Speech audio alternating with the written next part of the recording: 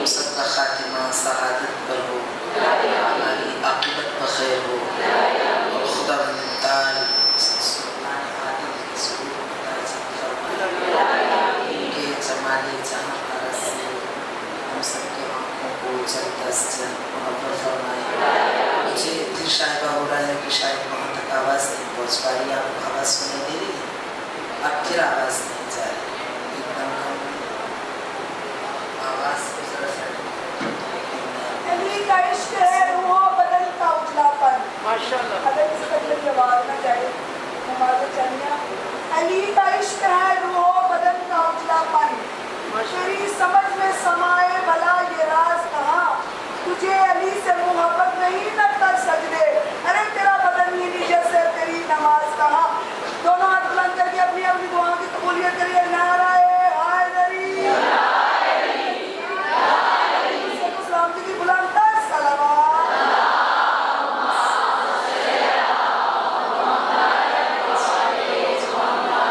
اب آواز سنائی دے رہی ہے؟ وہاں تک سنائی دے رہی ہے؟ آپ کو آواز سنائی دے رہی ہے؟ تو میں آپ کی خدمت میں گزارش کر رہی تھی کہ ایام اعزا ہیں، اور یہ گجرانوالہ کی مرکزی مملکت میں سوم کی مجلس ہے، 2022 میں منعقد ہو رہی ہے۔ ہم نے اس مجلس اعزا کا جو موضوع قرار دیا ہے وہ قرآن کریم کی آیہ مبارکہ ہے، جس میں خالق کائنات خطاب فرما رہا ہے، الا ادلکم، کیا میں تمہیں بتلا دوں، تمہاری رہنمائی کروں ایک ایسی چیز کی جانب، الا تجارت تنجیکم من عذاب الیم، ایک ایسی تجارت کی جانب جو تمہیں دردناک عذاب سے رہائی عنایت کر سکے، بچا سکے۔ تو خالق کائنات نے اپنے پاک کلام میں کاروان نوع انسانی کو بہت خطاب قرار دیا ہے کہ تم ایک ایسی تجارت کرو جو تمہیں دردناک عذاب سے بچا سکے، رہائی عنایت کرے، محفوظ و مسموع رکھ سکے۔ انسانی آپ متوجہ ہیں، انسانی زندگی میں جو تجارت کا کانسیپٹ ہے، ہم یہ سمجھتے ہیں کہ جو بازار میں، مارکیٹ میں، دکان میں بیٹھا شخص اپنا سودا بیچ رہا ہے وہ تجارت کر رہا ہے، جبکہ خالق کائنات نے تجارت کا معنی بہت زیادہ وسیع بیان کیا ہے۔ تجارت علم کی ہے، تجارت مال کی ہے، تجارت عمل کی ہے، تجارت پیسے کی ہے، تجارت خدا کے ساتھ ہے، وہ تجارت ہے جس میں ہرگز ہرگز ہرگز نقصان نہ ہوگا۔ یہ کلام الہی کے یہ وہ حقائق ہیں جو قرآنی حقائق ہیں، کلام الہی کے بیانات ہیں۔ اس تجارت میں تمہیں ہرگز نقصان نہ ہوگا، ہرگز نقصان نہ ہوگا، قرآن نے جن الفاظ میں بیان کیا۔ یہ وہ تجارت ہے جس میں فائدہ ہی فائدہ ہے۔ مولا کائنات نے نہج البلاغہ میں اس تجارت کو بیان کیا، ان الدنیا متجر اولیاء اللہ، آقا فرماتے ہیں کہ دنیا دوستان خدا کا تجارت کدہ ہے۔ اس میں ایک سائٹ پر پارٹنر انسان ہے، دوسرے سرے پر پارٹنر اللہ کی ذات ہے۔ تو تاجر کون ہے؟ انسان تاجر ہے، اللہ خریدار ہے، اور مالی تجارت کیا ہے؟ انسان کا عمل، اس کا عقیدہ، اس کا عمل، اس کا اخلاص، اس کا حسن نیت، یہ جنس ہے، مالی تجارت ہے۔ اور اس کا نتیجہ، اس کا جواب اور اس کی قیمت کیا ہے؟ جنت۔ خریدار خدا ہے، بیچنے والا انسان ہے، اور جو چیز بک رہی ہے وہ اس کا عمل ہے، عقیدہ ہے، اور جو جواباً اس کو قیمت ادا کی جا رہی ہے وہ جنت ہے۔ خالق کائنات نے کلام الہی میں مختلف مقامات پر اس معنی و مفہوم کو واضح کیا ہے۔ خدا کی نگاہ میں دنیا کی سب سے بڑی تجارت، جیسا کہ صاحب نہج البلاغہ نے نہج البلاغہ میں اس کو ایک اور مقام میں بیان کیا ہے، فرمایا کہ تجارت مربحہ، صاحبان تقویٰ کے جو فضائل مولا کائنات نے نہج البلاغہ میں بیان کیے ہیں، خطبۃ المتقین، جو یقیناً آپ کی سماعتوں سے اس کے کلمات غور بار اب تک گزر چکے ہوں گے، اس میں مولا کائنات نے جو بیان کیا ہے، فرمایا تجارت مربحہ یسرھا لہم ربہم، انسان مومن کی پہچان اور شناخت کیا ہے؟ تجارت مربحہ، وہ ہمیشہ سود مند تجارت کرتا ہے، نقصان کا سودا نہیں کرتا۔ انسان مومن کبھی خسارے کا سودا نہیں کرتا۔ تجارت مربحہ، وہ تجارت کرتا ہے جو فائدہ ہی فائدہ دیتی ہے، اور اضعاف مضاعفہ، بڑھتی چلی جاتی ہے، بڑھتی چلی جاتی ہے، بڑھتی چلی جاتی ہے۔ اس لیے کہ کلام الہی میں خالق نے ایک حقیقت کو برملا کیا ہے۔ خدا ارشاد فرماتا ہے وَمَا عِندَ اللَّهِ باق، قرآن میں ارشاد فرماتا مَا عِندَكُمْ يَنْفَدُ، جو کچھ اے انسان تیرے پاس ہے وہ فنا ہو جائے گا۔ مَا عِندَكُمْ يَنْفَدُ وَمَا عِندَ اللَّهِ باق، جو خدا کے پاس ہے وہ باقی رہے گا، جو تیرے پاس ہے وہ فانی ہے، فنا ہو جائے گا۔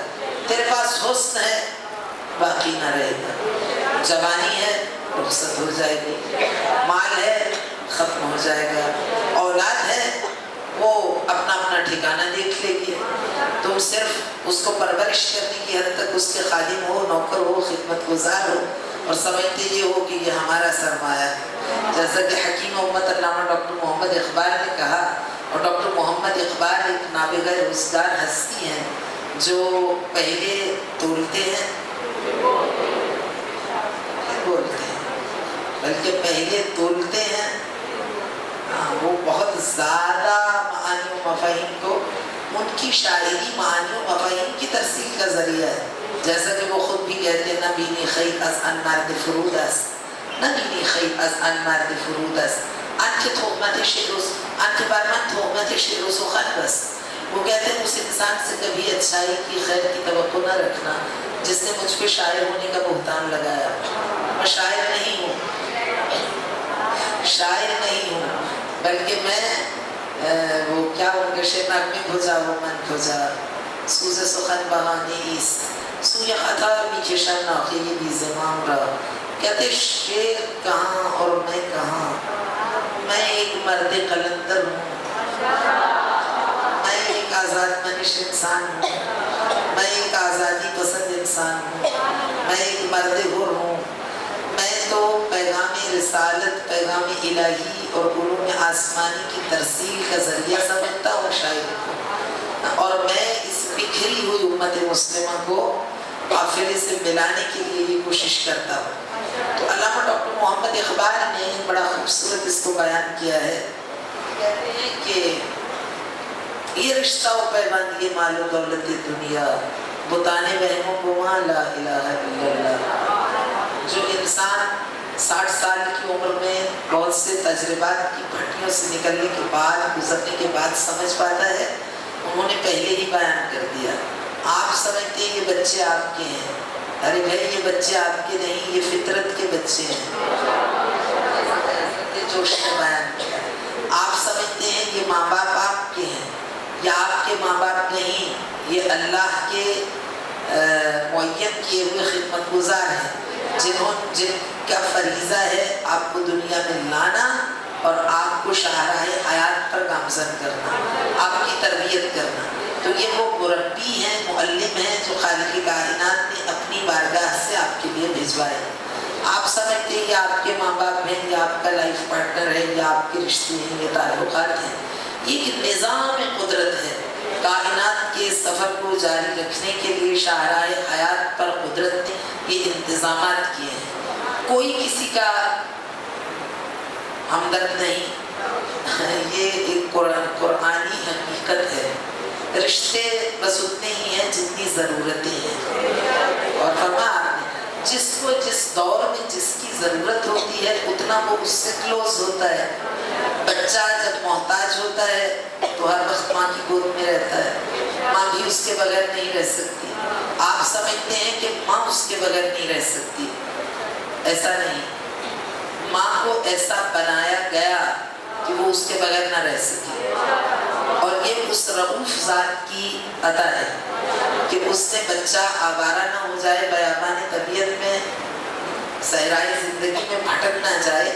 اس نے بچے کی پرورش, تربیت, نشو و نما اور اس کے پنپنے کے لیے, پروان چڑھنے کے لیے کچھ خادموں نوکروں کا انتظام فرما دیا جن کو ہم ماں باپ کا خطاب دیتے ہیں. یہ ماں باپ جو دنیا میں آئے تھے پہلے یہ بھی بچے ہی بن کے آئے تھے.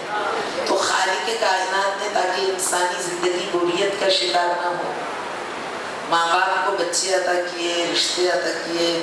تاکہ میرا موضوع تھا عشرہ اولیٰ کی مجالس کا اسلام آباد لاہور میں, جو میں عشرہ اولیٰ پڑھتی ہوں ان شہروں میں, بندگی. قرآن کی آیت ہے سورہ مبارکہ ذاریات کی جس میں خالق کائنات نے خلقت انسانی کے ہدف کو بیان کیا. پرپس کیا ہے, ریزن کیا ہے, وجہ کیا ہے, ہدف کیا ہے. خدا نے اس کائنات کو کیوں پیدا کیا اور انسان کو کیوں پیدا کیا جو اشرف المخلوقات ہے. اور پھر اس انسان کو جو اشرف المخلوقات ہے اس کو اشرف المخلوقات کا شہکار بنانے کا ارادہ کیوں کیا. تو خداوند متعال قرآن کریم میں سورہ مبارکہ ذاریات میں اس کی وجہ بیان کرتا ہے. آپ سب کیوں ناراض بیٹھی ہوئی ہیں؟ وجہ بیان کرتا ہے وَمَا خَلَقْتُ الْجِنَّ وَالْإِنسَ إِلَّا لِيَعْبُدُونَ. اصل میں میرا مزاج یہ ہے مجالس کا کہ جہاں بھی میں مجلس پڑھتی ہوں میں یہ چاہتی ہوں کہ خواتین سامنے سے سبحان اللہ ماشاءاللہ کچھ موٹے کلمات کہتی رہیں, سر ہلاتی رہیں تاکہ مجھے اندازہ ہو کہ وہ گفتگو سن رہی ہیں. اگر سامنے سے کوئی نہ بولے تو ایسا تاثر قائم ہوتا ہے جیسے مجمع, حالانکہ مجھے معلوم ہے کہ آپ سننے ہی کے لیے یہاں پر تشریف لائی ہیں اور مجھ سے پہلے سے موجود ہیں, آپ میں ذوق و شوق ہے. مگر یہ انسان کا نفسیاتی مسئلہ ہے کہ وہ اپنی گفتگو کو جاری نہیں رکھ پاتا جب تک کہ سامنے سے رسپانس نہ ملے. تو آپ کے شہروں میں تو اسلام آباد یا کراچی کا مزاج تھوڑا الگ ہے, کراچی کے خاص علاقوں کا. لیکن گجرانوالہ گجرات میں میں نے بہت عرصہ پڑھا ہے اور جب اسٹوڈنٹ تھی میں قوم میں تو گجرانوالہ گجرات یہ شہر ایسے ہیں کہ جہاں پہ پبلک کا رسپانس بہت اچھا ہوتا ہے. لیکن میں اتنی مظلوم واقع ہوئی ہوں کہ میں جس شہر میں بھی جاتی ہوں, آپ سے گزارش ہے کہ ابھی نعرہ نہ لگائیں کیونکہ ابھی تو میں نے گفتگو شروع ہی نہیں کی.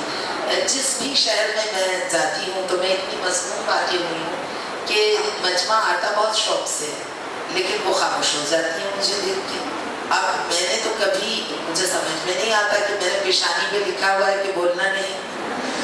آپ بولیں, آپ میرے ساتھ ساتھ چلیں تاکہ میں جو ڈلیور کرنا چاہتی ہوں وہ سب چیزیں آپ کے اذہان عالیہ تک خوش اسلوبی سے منتقل ہو سکیں. پر خطیب کا حوصلہ بڑھتا ہے جب سامنے سے افراد اس بات کا اظہار کرتے ہیں کہ وہ سن رہے ہیں.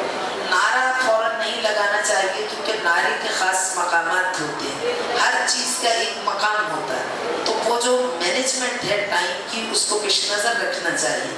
تمہیدی گفتگو میں نعرہ نہیں ہوتا, شعر پڑھیں تو نعرہ نہیں ہوتا, شعر پڑھیں تو اس پہ داد دی جاتی ہے ہاتھ بلند کر کے. تمہیدی گفتگو یا آرام سے کوئی خطیب گفتگو کر رہا ہے اس میں آپ کا سبحان اللہ ماشاءاللہ اس طرح کے جملات اس کی حوصلہ افزائی کرتے ہیں. اگر ایسی گفتگو میں آپ نعرہ لگائیں گی تو سننے والا سوچے گا کہ یہ نعرہ کس بات پر لگایا. نعرہ وہاں پر لگاتے ہیں جہاں رگوں میں خون کی گردش تیز ہو جائے اور انسان کے لیے بیٹھنا مشکل ہو جائے. اہل بیت کے فضائل اس کے رگوں پہ میں اترنے لگے اور وہ خود سے بے خود ہو جائے, اس کی طبیعت بے قابو ہو جائے. ولایہ اہل بیت کا چراغ اپنے سینے میں روشن کیے ہوئے افراد جب ولایہ اہل بیت سے سرشار ہو کر ان کے فضائل کو سن کے ان سے کنٹرول کرنا مشکل ہو جائے تو پھر وہ فلک شکاف نعرے لگائیں اور پھر اس کا جواب بھی ویسا ہی آئے. ایسا نہیں ہوتا کہ ابھی میں 2-4 جملے کہوں تو آپ نے نعرے لگا دیے.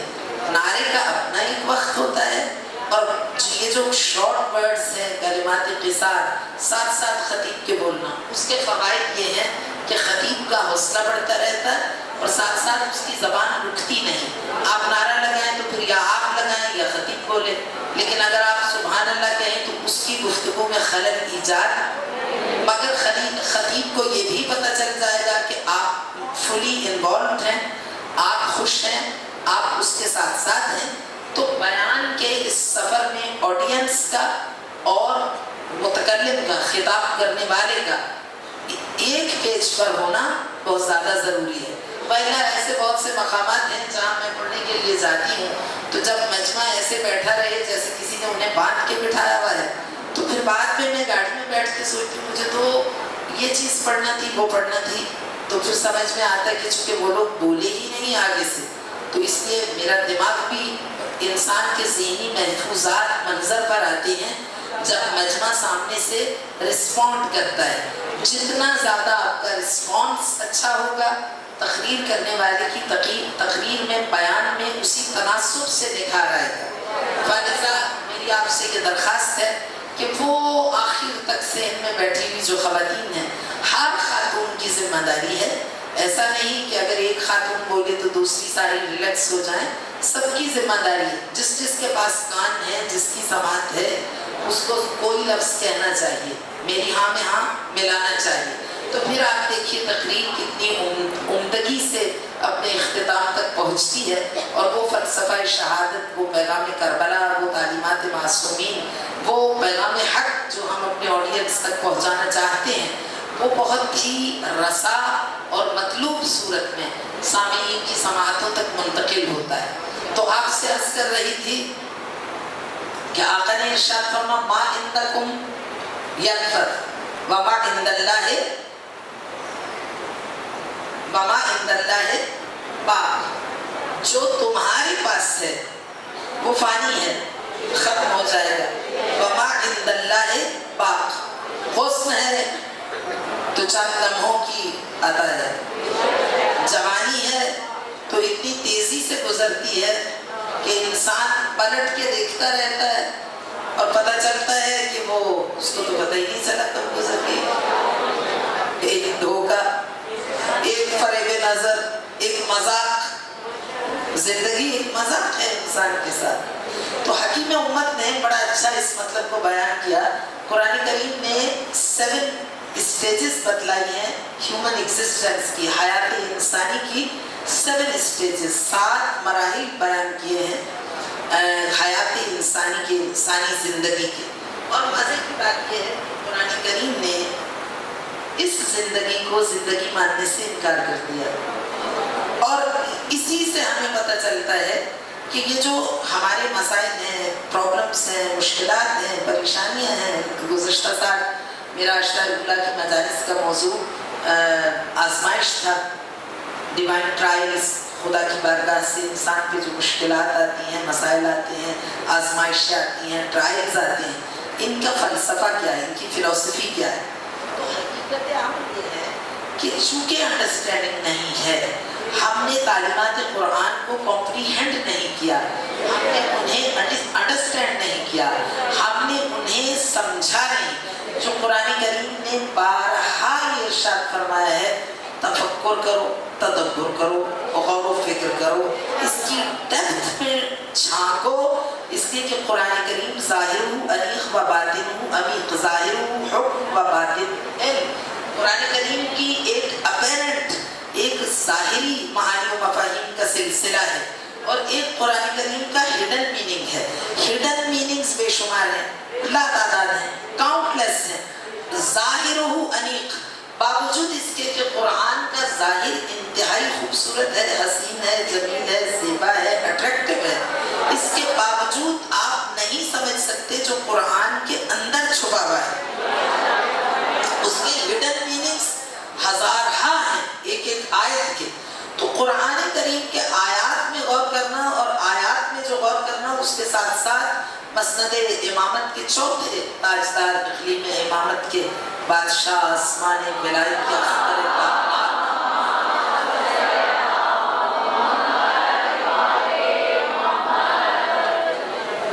امام العارفین زین العابدین سید الساجدین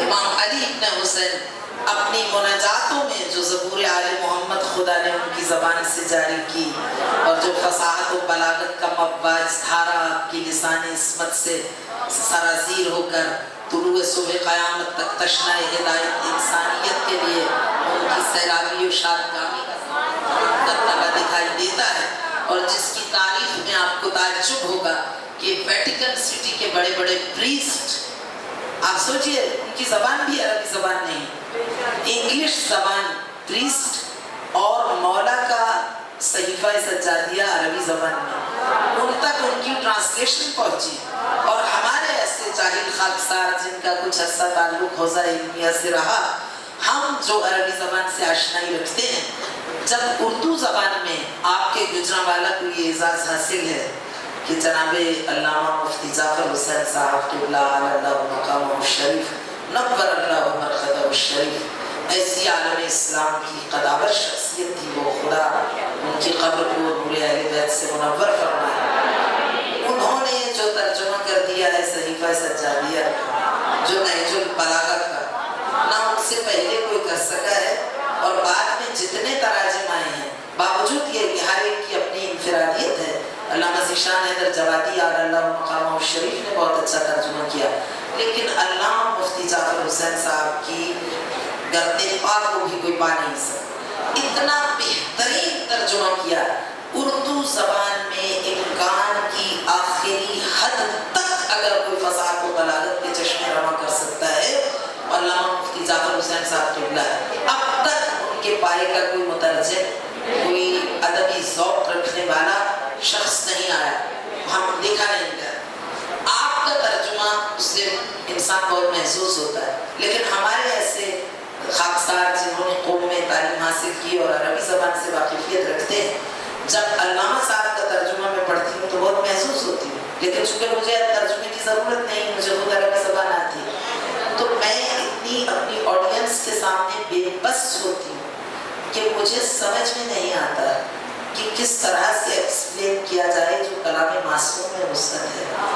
علامہ صاحب نے اس طرح کا ترجمہ کیا کہ بے مثل و بے نظیر ہے، لیکن اس کے باوجود علامہ صاحب وہی ترجمہ کر سکتے تھے جو زبان ان کی دسترس میں ہے۔ اب وہ کلام معصوم کے شایان شان ترجمہ کیسے کر سکتے ہیں؟ وہ فرما بے شک ان کا ادبی ذوق بہت بلند ہے، لیکن جو کلام معصوم کا ہے، جو جس کیلیبر کا کلام ہے، اس لیے عربی زبان جو یہ عرب ممالک کے علماء ہیں، مصر جامعۃ الازہر کے علماء، انہوں نے تو جو صحیفہ کاملہ کے بارے میں گفتگو کی ہے اور جو انہوں نے اس کے بارے میں الفاظ کہے ہیں، وہ تو چلے عربی زبان ہے، لیکن یہ ویٹیکن سٹی کے اور دوسری جگہوں کے چرچز میں رہنے والے انگلش پریسٹ، ان تک تو صحیفہ کاملہ کا ان کی زبانوں میں ترجمہ پہنچا ہے، تو انہوں نے صحیفہ کاملہ کے مفہوم کو جب سمجھا تو جو تعریف سید سجاد کی ہے، دون کلام الخالق فوق کلام المخلوق، ہر دانشور کی زبان یہی کہتی ہوئی دکھائی دیتی ہے، دون کلام الخالق فوق کلام المخلوق، وہ کہتے ہیں خالق کے کلام سے کم ہے لیکن مخلوق کے کلام سے بالا تر ہے، اور ایسا محسوس ہوتا ہے یہ کلام خالق ہے، اور اگر یہ خالق کا کلام نہیں تو پھر اس ہستی کا کلام ضرور ہے جو خالق کے پہلو میں بیٹھی ہوئی تھی۔ یہ ان لوگوں کا تبصرہ ہے نہج البلاغہ کے بارے میں بھی، صحیفہ کاملہ کے بارے میں۔ تو عرض کر رہی تھی کہ حیات انسانی کی 7 مراحل کو بیان کیا ہے قرآن کریم نے، تو اس میں خالق کائنات نے انسانی زندگی کو زندگی ماننے سے انکار کر دیا۔ تبارک الذی بیدہ الملک وہو علی کل شیء قدیر الذی خلق الموت والحیاۃ لیبلوکم ایکم احسن عملا۔ خالق کائنات فرماتا ہے کہ بابرکت ہے وہ ذات جس کے زمام اختیار میں ساری کائنات کی سلطنت اور شاہی ہے، وہو، اور وہ ذات ہے قدیر الذی خلق الموت والحیاۃ، وہ ذات ہے جس نے موت کو اور پھر حیات کو پیدا کیا۔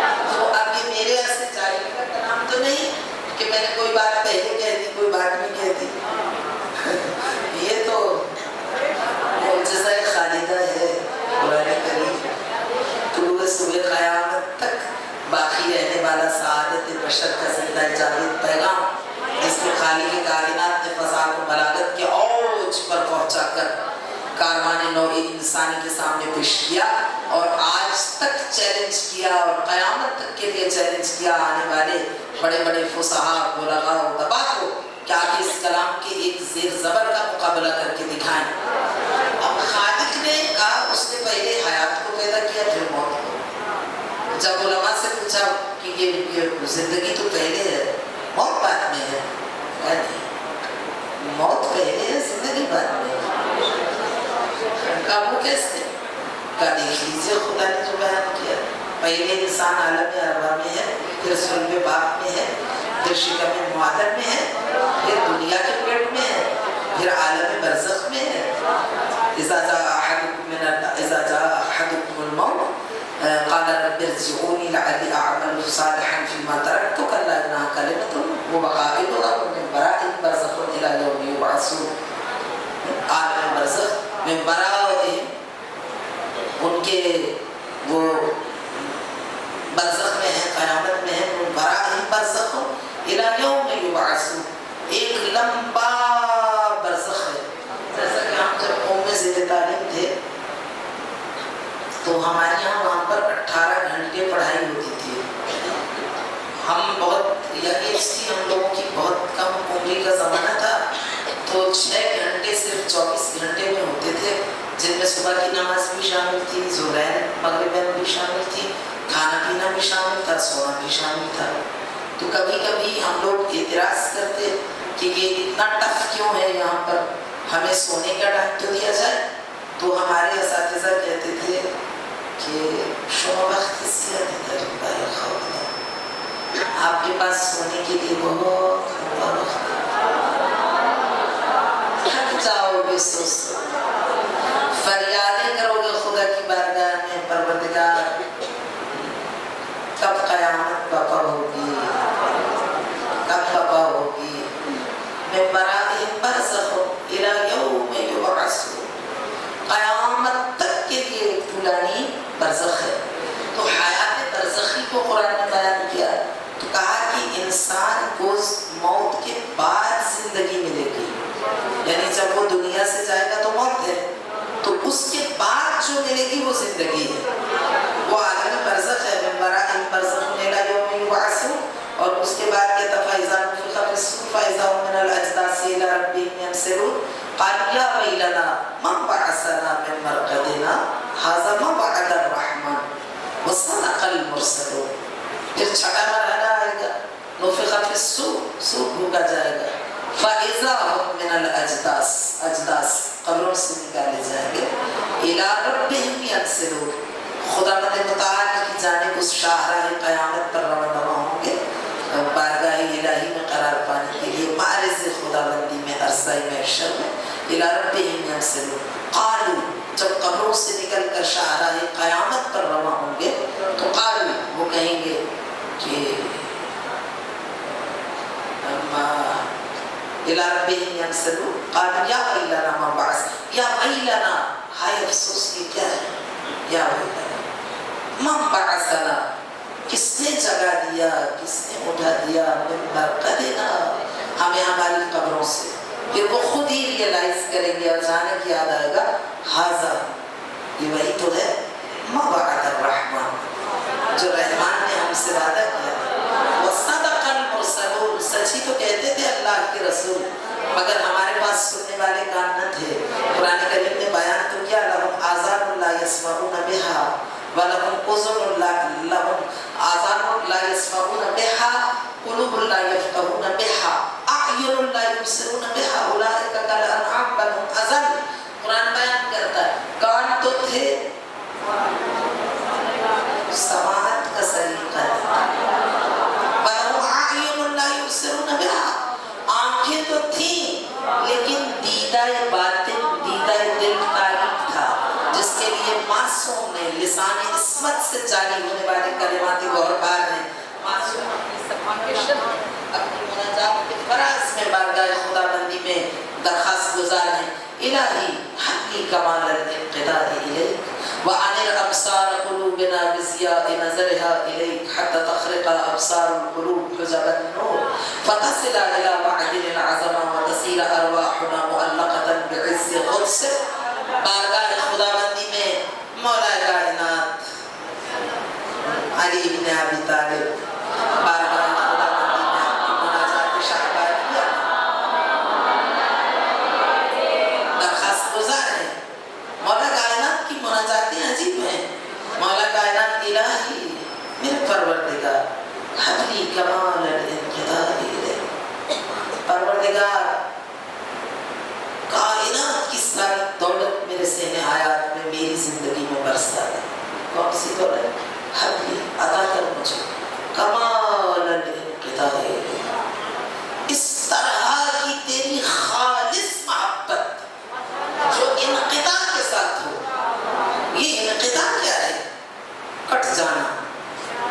کیونکہ جب آپ کسی سے محبت کرتے ہیں تو جب تک انسان دوسری چیزوں سے کٹتا نہیں، اس کی انوالومنٹ ادھر ادھر. ہم اسٹوڈنٹ سے کیا کہتے ہیں؟ یوتھ سے میرا خطاب ہے. یوتھ اللہ کو بھی بڑی عزیز ہے. بڑے لیڈر بھی ہمیشہ نوجوانوں کو مخاطب کرتے ہیں. خدا بھی نوجوان کو مخاطب کرتا ہے کیونکہ قوموں کا مستقبل یوتھ سے وابستہ ہے. جناب داؤد علیہ السلام کو خدا وحی کرتا ہے ان اللہ اوحی الی داؤد علیہ السلام یا داؤد، اے داؤد چلو جاؤ خطاب کرو. کس کے لیے؟ شبان بنی اسرائیل. بنی اسرائیل کی یوتھ کو جا کے ایڈریس کرو اور ان سے کہو انی مشتاق الیہ، میں ان کا عاشق ہوں، میں اشتیاق رکھتا ہوں کہ وہ مجھ سے آگے مخاطب ہوں. اللہ بھی نوجوانوں سے محبت کرتا ہے. یہ فریش چہروں والے کاموں پر نوجوان یہ اللہ کو بھی بہت پسند ہے. وہ کہتا ہے میری بارگاہ الیا میری بارگاہ میں ہو، مجھے تم سے کام ہے. خطاب کرتا ہے خدا انی مشتاق الیکم، میں تمہیں پکارتا ہوں. تو عرض کر رہی تھی آپ کی خدمت میں کہ انسان کی زندگی میں ہم بچوں سے کہتے ہیں بیٹا یہ وقت ہے، آپ اپنے وقت کو ضائع مت کیجیے. آپ کی زندگی اس 5 انچز کی اسکرین پر قربان ہونے کے لیے نہیں خدا نے عطا کی. اللہ نے انسان کو پیدا کیا ہے ایک بڑے اہم مقصد کی تکمیل کے لیے. انسان کو اشرف المخلوقات بنایا ہے اور وہ تمہیں اشرف المخلوقات کا شہکار دیکھنا چاہتا ہے. اور اس مقام معلی تک پہنچنے کے لیے تمہیں ضرورت ہے اس امر کی کہ تم اپنی تعلیم پر فوکس کرو، تم اپنے مقاصد کو اچیو کرنے کی کوشش کرو، اپنے ٹارگٹ بڑے رکھو. جب اپنا ٹارگٹ بڑا رکھو گے تو تمہاری اچیومنٹس بھی قابل اعتنا ہوں گی. تمہیں اپنے وقت کو ضائع نہیں کرنا. یہ جو ٹیکنالوجی، یہ جو ترقی، یہ تمہیں تمہاری تنزلی کے لیے نہیں. تنزلی بربادی ہے، پستی ہے، اور ترقی بلندی ہے، ارتقاء ہے. ٹیکنالوجی کی ترقی تمہارے ارتقاء کے لیے ہے، تمہاری تنزلی کے لیے نہیں. اتنا استعمال کرو جو تمہاری زندگی کے لیے یوزفل ہو، تمہاری اسٹڈیز میں تمہارے لیے فائدہ مند ہو. قرآن کریم کی آیات ہیں، معصومین کی احادیث ہیں. ضائع ہو جائیں گے لوگ. یقین جانیے آپ اس دنیا میں بہت لوگ آتے ہیں، بڑی بڑی صلاحیتیں لے کے آتے ہیں، لیکن صلاحیتوں کو زنگ لگ جاتا ہے، صلاحیتیں ختم ہو جاتی ہیں، نابود ہو جاتی ہیں اگر ان استعدادوں کو استعمال میں نہ لایا جائے. بڑے بڑے لوگوں میں بڑی بڑی پوٹینشل تھی، صلاحیت تھی، نہیں استعمال کیا، نشان عبرت بن گیا، ضائع ہو گیا. ایک آرڈنری سا انسان جس میں کوئی زیادہ صلاحیتیں بہت زیادہ نہیں، وہ ترقی کر گیا، آگے بڑھا. کیوں؟ اس لیے کہ اس نے محنت کی.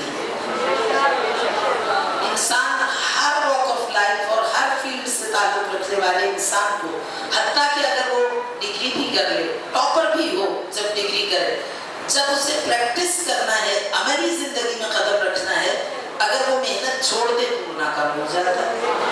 انسان کو لمحہ لمحہ اپنی زندگی کے سفر میں اپنے آپ کے لیے بقدر الجد تکتسب المعالی ومن طلب العلا سحر اللیالی.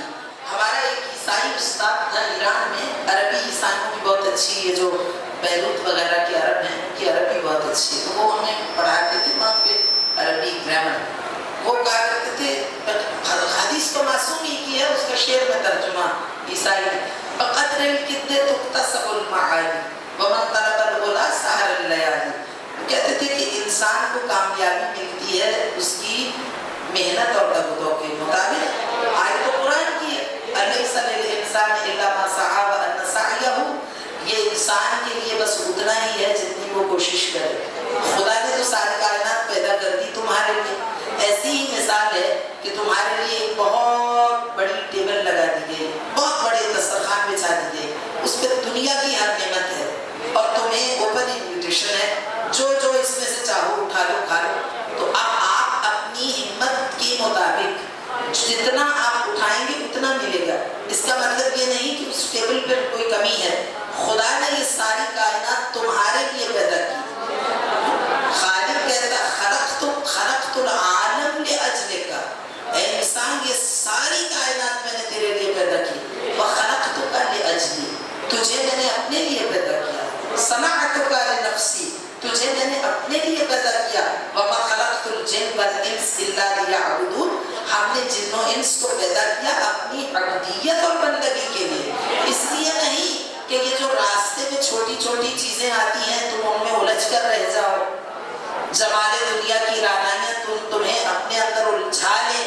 کبھی اولاد کی محبت آئی تو مسیر حق سے ہٹ گئے، کبھی اپنے ذاتی مفادات آئے تو اس کی بندگی کو، اس کے فرامین کو، اس کے تعلیمات کو، اس کے محرمات کو، اس کی گائیڈنس کو بھلا دیا. تمہارا یہ مقصد نہیں. تم آئے ہو دنیا میں تاکہ اس کی مرضی کے مطابق اپنی زندگی کو بسر کرو، اور جب تم سکسیسفلی کامیاب ہو جاؤ گے اس کی ابدیت میں تو پھر ہم تمہیں وہ مقام معلیٰ عطا کریں گے جو ہم انسان کو عطا کرنا چاہتے ہیں. پھر معراج ہوگی.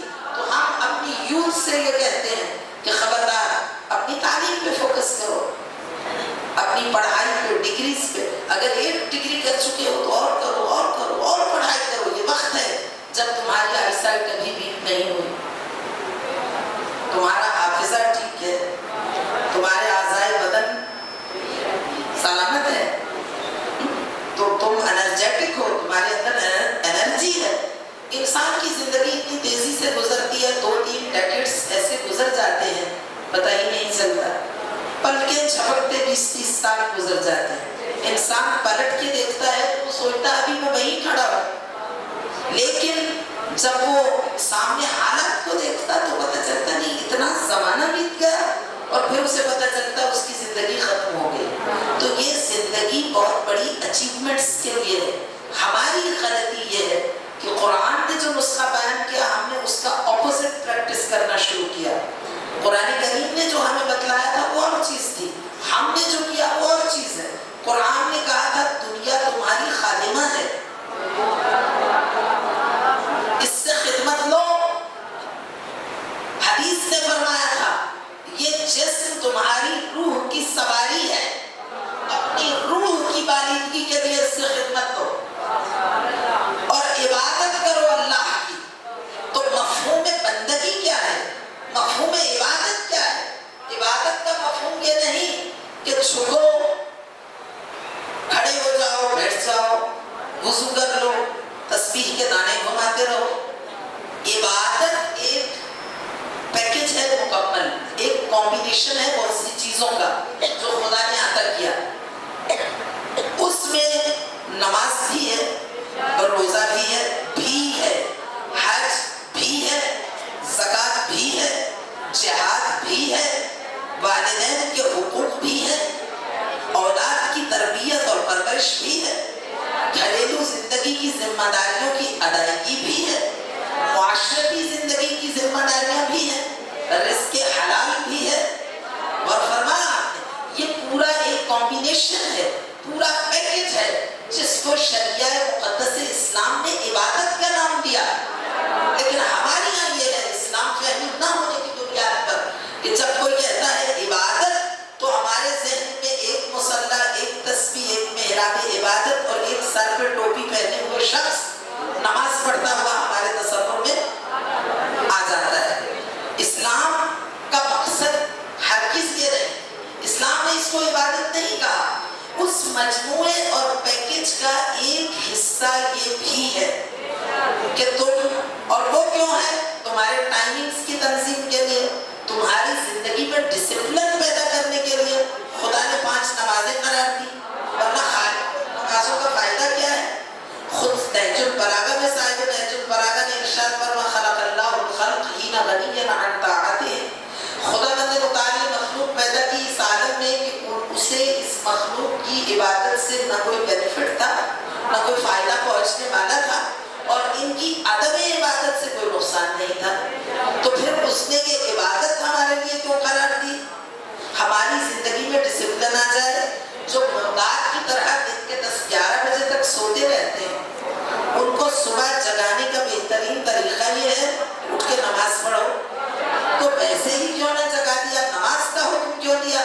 نماز کا حکم اس لیے دیا کہ نماز کی ادائیگی سے پہلے وضو کرے، وضو کرے تو نیند اتر جائے، وضو کرے تو غلاظت اور گندگی دور ہو جائے، وضو کرے تو چہرہ دھل جائے، اعضائے بدن صاف ہو جائیں، چہرے کی منہ کی بو ختم ہو جائے، جیسا کہ وضو کے آداب میں سے مسواک بھی ہے، برش کرنا بھی ہے وضو سے پہلے، وضو کے مقدمات ہیں۔ پھر وہ مصلی عبادت پر آئے، تو نماز کیوں پڑھے؟ نماز اس لیے پڑھے کہ جب مصلی عبادت پر آئے تو خدا بند متعال نے اتنا جچا تلا منظم ذکر ہے جو نماز میں قرار دیا۔ اللہ اکبر سے آغاز کرو، پہلے مرحلے پہ تمہیں پتہ چل جائے تم کچھ نہیں۔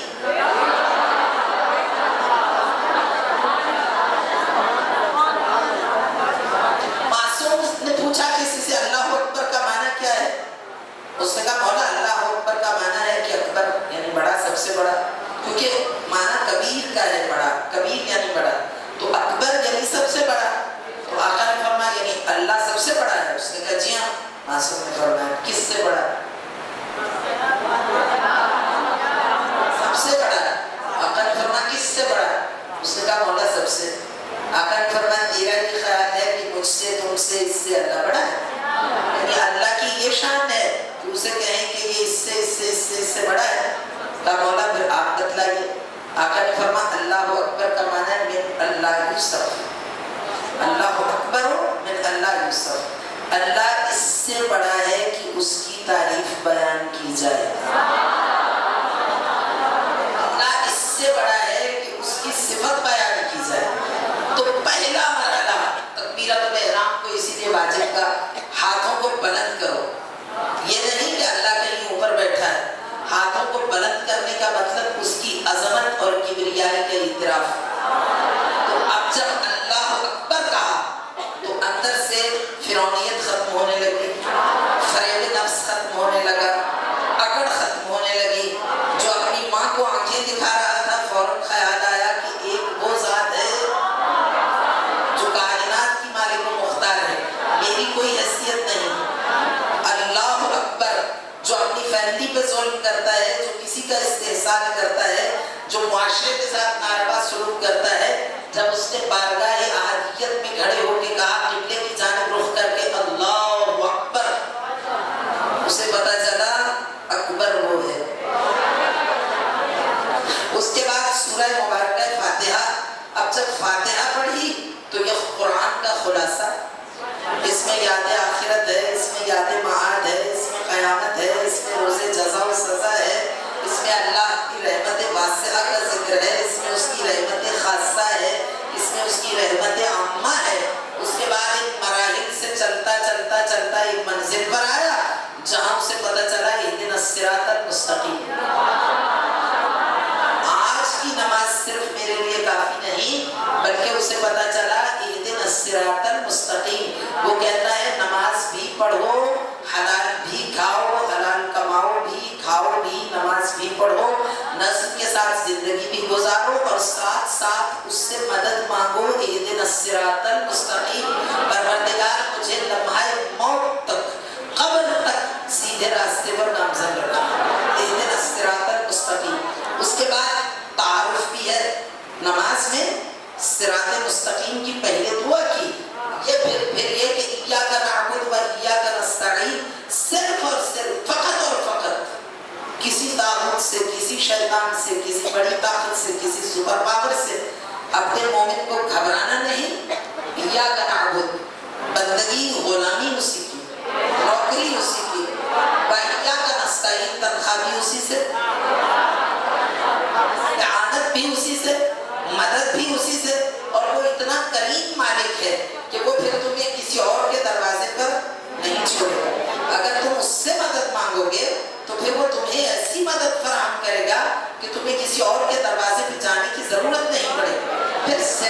الذین انعمت علیہم، پھر تولا اور تبرہ آ گیا. اور کیا پھر خدا نے بتایا کہ نہ تبرہ کے بغیر تمہارا عقیدہ پورا ہو سکتا ہے نہ تولا کے بغیر. صراط الذین انعمت علیہم، پروردگار ان کا راستہ جن پہ تم نے اپنے انعامات نازل کیے، نعمتیں نازل کی، من الصدیقین والشہداء والصالحین وحسن اولئک رفیقا. وہ کون ہیں؟ الذین انعم اللہ علیہم من النبیین والصدیقین والشہداء والصالحین حسن اولئک رفیقا. پروردگار ان کا راستہ جن پہ تم نے انعامات نازل کیے، تو ان کا تعارف کرایا کہ وہ وجہ وجود کائنات، وہ فخر موجودات کون ہیں جن کی محبت میں خدا نے کائنات کو لباس کیا. اس کے بعد تبرہ کا مرحلہ آ گیا.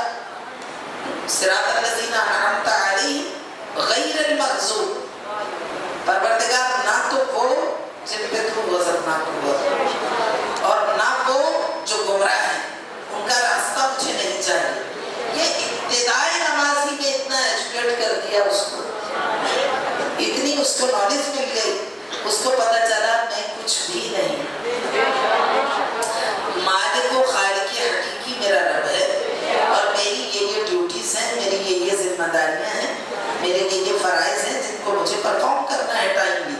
پھر رکوع میں گیا تو رکوع میں سر کو کہا اتنا خم کرو کہ پشت کے برابر آ جائے. تو یہ خم کیا، یعنی تم نے گردن پیش کر دی بارگاہ خدا بندی. پروردگار کی گردن حاضر ہے، جب چاہے اس کو اڑا دے.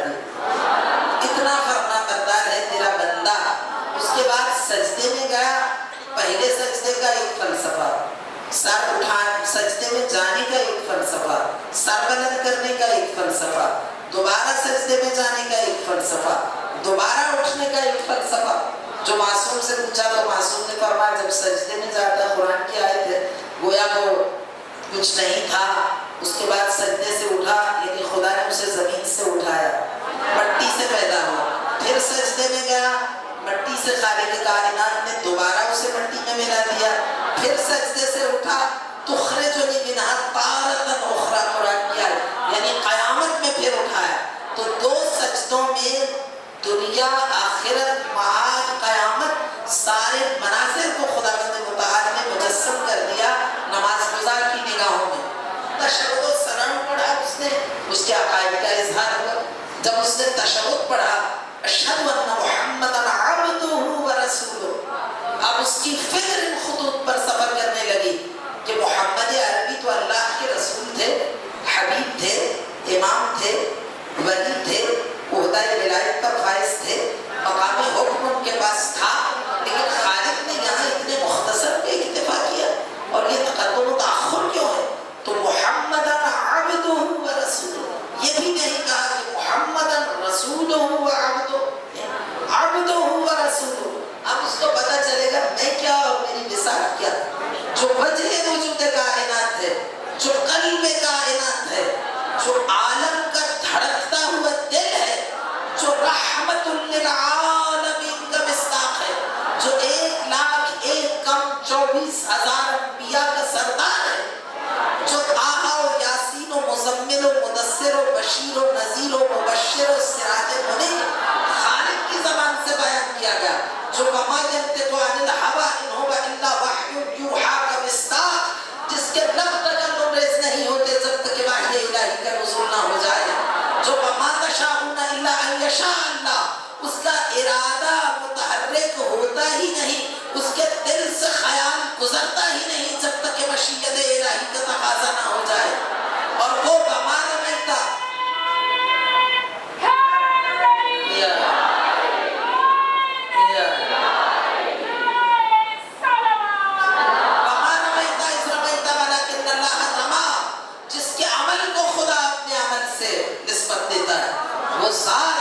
جس کے ساز سخن پر مشیت الہی سخن دراز، وہ نبی مکرم، وہ نبی معصوم، اس کے لیے کہا محمدًا عبدہ ورسولہ، وہ اللہ کا عبد ہے، بندہ ہے، پہلے بندہ ہے بعد میں رسول ہے.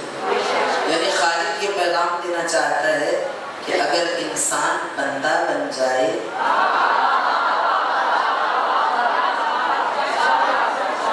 تو نبی بھی بن سکتا ہے، رسول بھی بن سکتا ہے، خلیل و حبیب بھی بن سکتا ہے، امام بھی بن سکتا ہے۔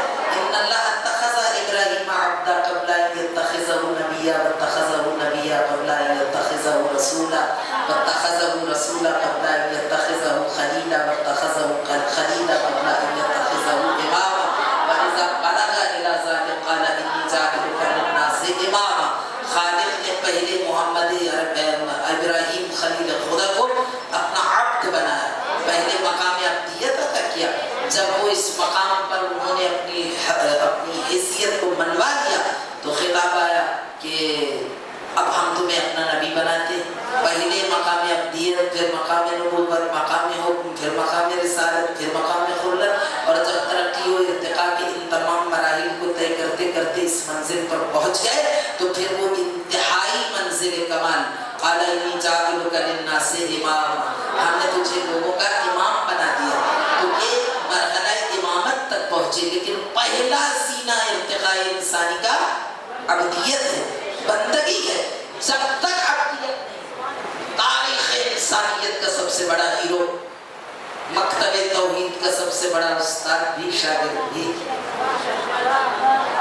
مولا کائنات علی ابن ابی طالب، کیا مقام شامخ ہے آپ کا، کتنا بلند مقام ہے آپ کا، کیا حیثیت ہے آپ کی بارگاہ خدا بندی میں، اس کے باوجود آپ کا مقام یہ کیا ہے کہ علی مرتضیٰ کی طاقت کو، علی مرتضیٰ جیسے علامہ صفی الدین ہندی فرماتے جمعت فی صفاتک الازداد فلہذا اندت لکا انداد، کہتے کہ علی لوگ کیا کریں، آپ میں اتنے ازداد جمع ہو گئے، اتنی متضاد چیزیں جمع ہو گئی کہ دنیا کنفیوزڈ ہے، سمجھ نہیں آتا کسی کو کہ یہ علی اللہ ہے یا اللہ علی ہے، یہ سلسلہ کیا ہے، کیونکہ آپ کے کمالات اتنے ہیں اور انسان کا دماغ محدود ہے، وہ مکس اپ کرنے لگتا ہے۔ اس لیے کہ کیوں مکس اپ کرنے لگتا ہے، وہ ایک شاعر نے تو مسئلہ ہی حل کر دیا، اس نے کہا ہا علی البشر کیف بشر فیہ ربہ تجلی وظہر، اس نے کہا کہ علی بشر ہے مگر کیسا بشر، کہاں سے بشر، کیوں کر بشر، کس طرح بشر، ہاں علی البشر۔ پہلے اس نے واضح کر دیا کہ نعوذ باللہ میں مشرک نہیں، کافر نہیں، کلمہ گو ہوں، عقیدہ میرا صحیح ہے، رب اللہ ہی کو مانتا ہوں، لیکن پھر اس نے بڑی اچھی طرح بڑے خوبصورت پیرائی میں اس کو بیان کیا، کہتا ہاں علی البشر، علی ہے تو بشر، پر کیفا بشر، کیسے بشر، کس طرح بشر، کیوں کر بشر، ربہ فیہ تجلی وظہر، وہ کہتا ہے جس اینگل سے، جس زاویے سے، جس جانب سے، جس طرف سے، جدھر سے میں اس کی جانب نگاہ کرتا ہوں خدا ہی خدا اس میں دکھا،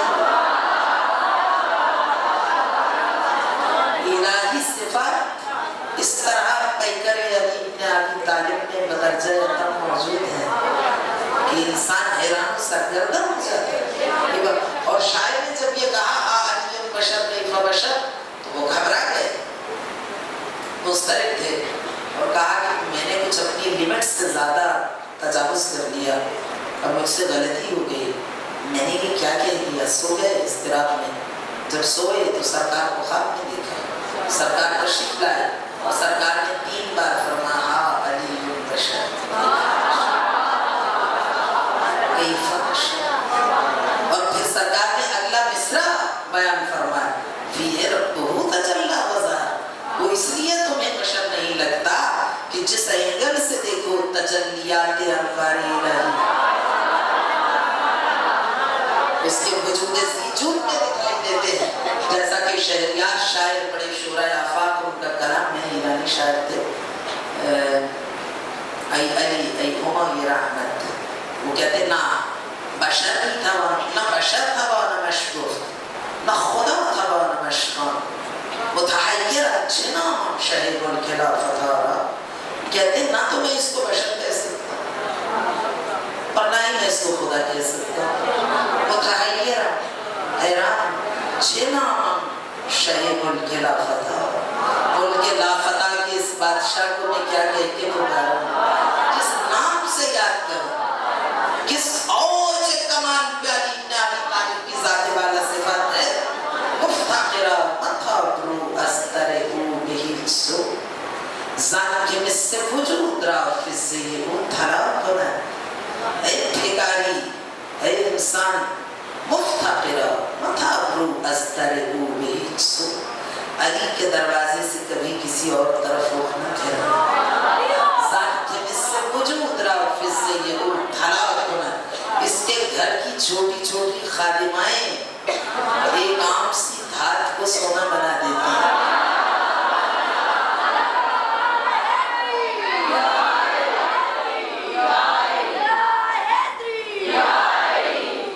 تمہاری ذات بے قدر و قیمت ذات ایک طلائے ناب میں تبدیل ہو جائے گی اگر اس تحریز کو تم نے پہچان لیا. اتنا مقام شام علی ابن ابی طالب کا بلند ہے، اس کے باوجود ابدیت کی جو بات ہم کر رہے ہیں، اس کے باوجود مولا کائنات جب محراب عبادت میں آتے ہیں تو مولا یا مولا، اے میرے مولا، اے میرے مولا، انا الزبی انت القوی، انا الزلی انت العزیز، انا المرزوق انت الرازق، انا المخلوق انت الخالق. اتنی لمبی مناجات ہے مولا کائنات. مولا یا مولا میرے پروردگار، میں مرزوق ہوں تو رازق ہے، میں محتاج ہوں تو غنی ہے، میں جاہل ہوں تو عالم ہے. یہ کون کہہ رہا؟ انا الضعیف انت القوی، میں کمزور ہوں تو طاقتور ہے. یہ کون خود کو کمزور کہہ رہا ہے؟ کون کمزور کہہ رہا ہے؟ علی. میں عرض کر رہی تھی اسلام آباد کے ممبر سے، ابھی میری کچھ تقاریر یوٹیوب پر اپلوڈ نہیں ہوئی. عرض کر رہی تھی کہ میرے پاس ریفرنسز موجود ہیں، موجود ہوں گے ریفرنسز، اہل سنت کی احادیث کے ریفرنسز ہیں اور سارے اوتھینٹک ہیں اور الحمدللہ سارے عربی زبان کے ریفرنسز ہیں جن میں مولا کائنات کی ایک فضیلت بیان کی گئی. اور مجھے ہمیشہ مسرت یہ ہوتی ہے کہ یہ فضیلت جن افراد نے بیان کی ہے وہ افراد مکتب تشیع کے دشمن ہیں. ان میں سے زیادہ تر، سبھی نہیں، زیادہ تر افراد ایسے ہیں جو مکتب تشیع کے دشمنوں میں شمار ہوتے ہیں، جنہوں نے مولا کائنات کی اس فضیلت کی سند کو اپنی کتابوں میں بیان کیا اور حیرت انگیز طور پر انہوں نے بیان کیا ہے. میرے خیال میں 35 سے زیادہ ریفرنسز ہیں جن میں مولا کائنات کی اس فضیلت کو بیان کیا گیا ہے. الکتاب، آپ غور سے سنیے گا، الکتاب ابن ابی شیبہ عربی کی کتاب ہے، جلد نمبر 6 صفحہ نمبر 374. دلائل النبوہ جلد 4 ہے، صفحہ نمبر 212. تاریخ بغداد والیوم 11 پیج 324. تاریخ ابن عساکر سب عربی کی کتابیں ہیں. تاریخ ابن عساکر جلد 42 ہے، پیج 111. لسان المیزان جلد 4 صفحہ 196. المقاصد الحسنہ جلد 1 صفحہ 478. تاریخ الخلفاء علامہ جلال الدین سیوطی نصف عالم دین ہے عربی زبان، جلد 1 صفحہ 167. مرقات المفاتیح جلد 11 پیج 245. سمت النجوم جلد 3 صفحہ 66. کشف الخفاء جلد 1 صفحہ 438. مسند امام احمد بن حنبل جلد 6 صفحہ نمبر 8. کتاب المغازی جلد 2 صفحہ نمبر 128. اور بہت سی کتابیں ہیں ہمارے برادران کی جو بیان کی گئی ہیں. اس میں ہے تاریخ طبری، آپ نے نام سنا ہوگا تاریخ طبری کا، بڑی شہرہ آفاق تاریخ ہے تاریخ طبری.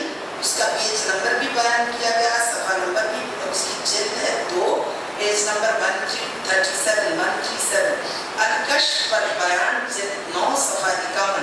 السیرت النبویہ جلد 3 پیج 359, البدایہ والنہایہ جلد 4 پیج 189, تاریخ دمشق جلد 42 صفحہ 110, نہایت العرب جلد 17 صفحہ 180, تاریخ الاسلام جلد 2 صفحہ 411, تاریخ فتح الباری جلد 7 صفحہ 478, مجمع الزوائد جلد 6 صفحہ 152, الجواہر الحسان جلد 9 صفحہ 51, سبل الہدى والرشاد جلد 5 صفحہ 128, السیرۃ الحربیہ جلد 2 صفحہ 737, تاریخ مختصر الدول جلد 1 صفحہ 48, حدائق الانوار جلد 1 صفحہ 338, السنہ الشیبانی جلد 2 صفحہ 646, تاریخ الیعقوبی جلد 2 صفحہ 56, مفید العلوم صفحہ 9, مفاتیح الغیب جلد 21 صفحہ نمبر 77, الجوہرہ جلد 1 پیج نمبر 298, شرح نہج البلاغہ علامہ ابن حدید المعتزلی کی شرح نہج البلاغہ عربی زبان ہے جلد 1 صفحہ 20, الرسائل ابن تیمیہ جو وہابیت کا باپ ہے ابن تیمیہ, اس نے ایز اٹ از اس روایت کو زیر زبر کے فرق کے بغیر اسی متن کے ساتھ نقل کیا جو آپ کی نظر کرنے والی ہیں. اس نے لکھا الرسائل ابن تیمیہ جلد 2 صفحہ 352, بحیقہ محمودیہ جلد 2 صفحہ نمبر 9.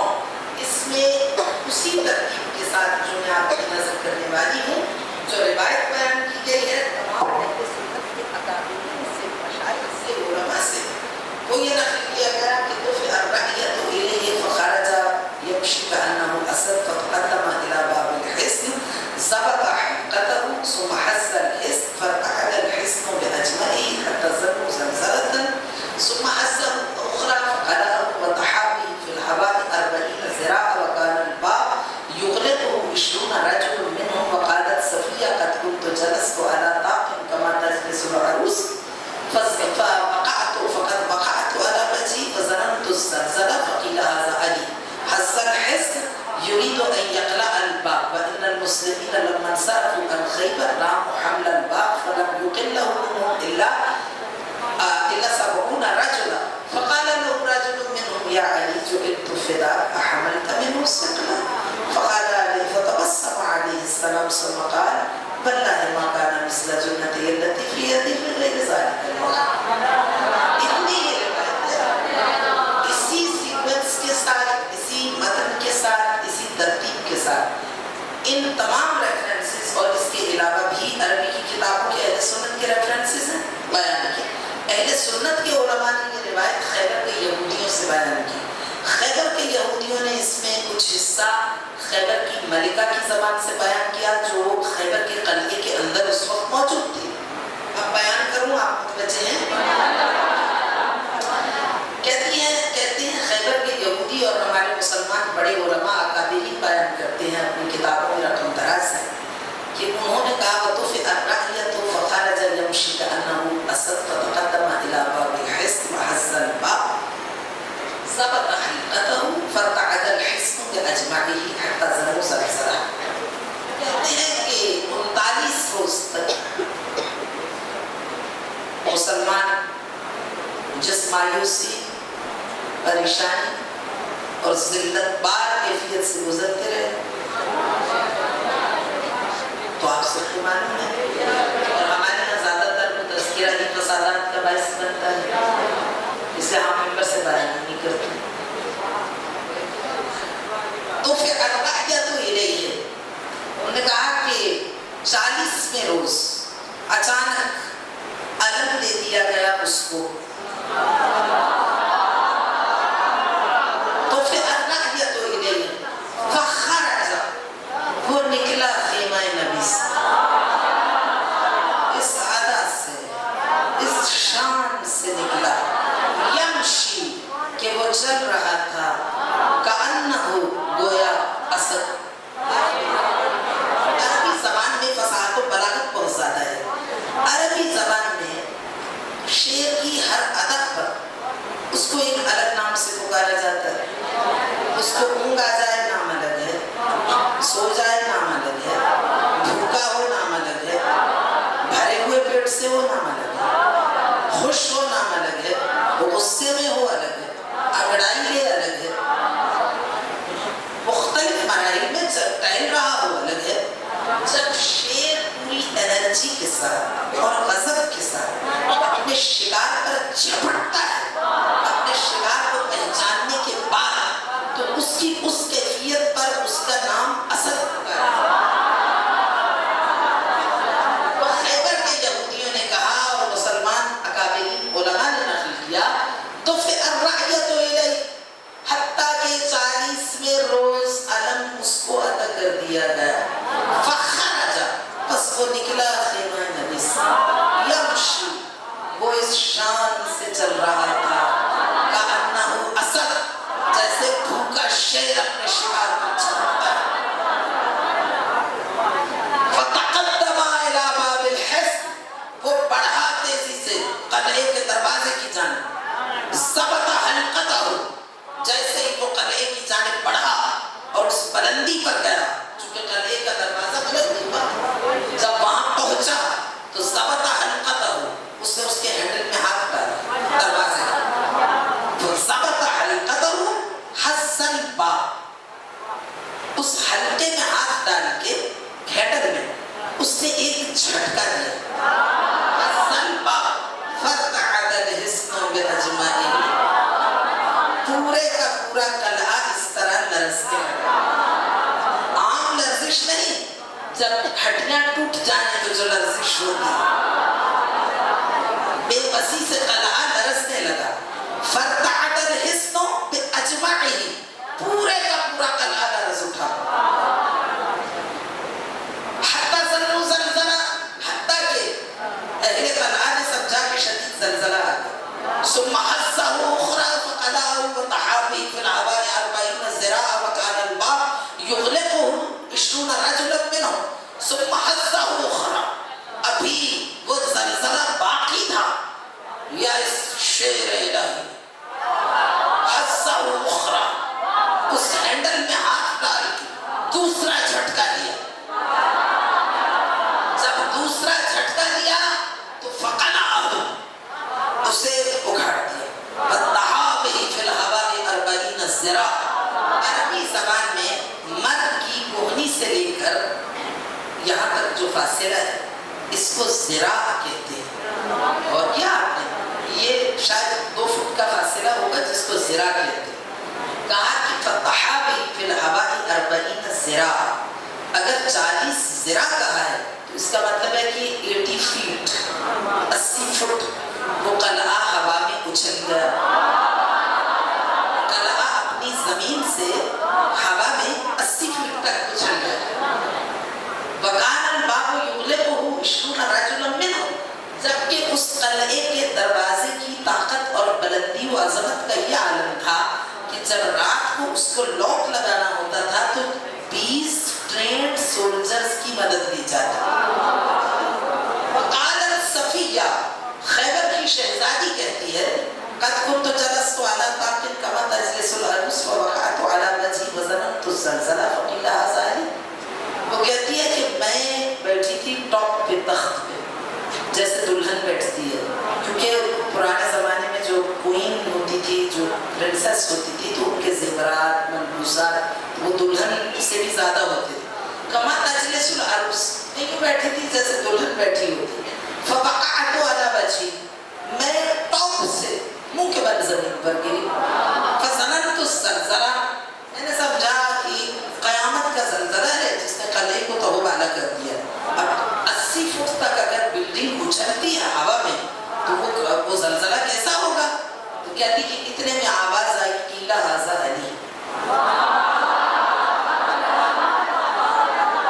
آواز بلند ہوئی،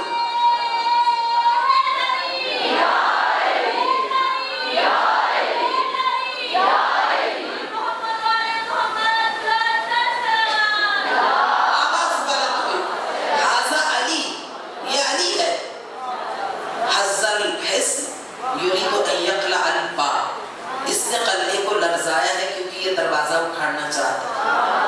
اب وہ واقعات تو ہم نے چھوڑ دیا، ہم نے بچپنے سے سنے، زبانی یاد ہے کہ دروازہ اکھاڑا تو پھر کیا ہوا، تو 2 انگلیوں پہ اٹھایا تو کیسے مسلمان سے گزر گئے. اس لیے جو چیزیں ہم نے دوسرے خطبہ سے سنی وہ میں کبھی اپنے ممبر سے بیان نہیں کرتی. میں اب اگلی چیز آپ کو بیان کرتی ہوں. ان المسلمین لمن صرفوا من خیبر وراموا حمل الباب فلم یقل لهم منهم الا 70 رجلا. خیبر فتح ہو گیا, مال غنیمت مسلمانوں نے وصول کر لیا, خیرات کسی کی تھی وصول کسی نے کیا, اور پھر علی بن ابی طالب شان بے نیازی کے ساتھ سر جھکا کے اپنی تلوار کو صاف کرتے وہاں سے چل دیے.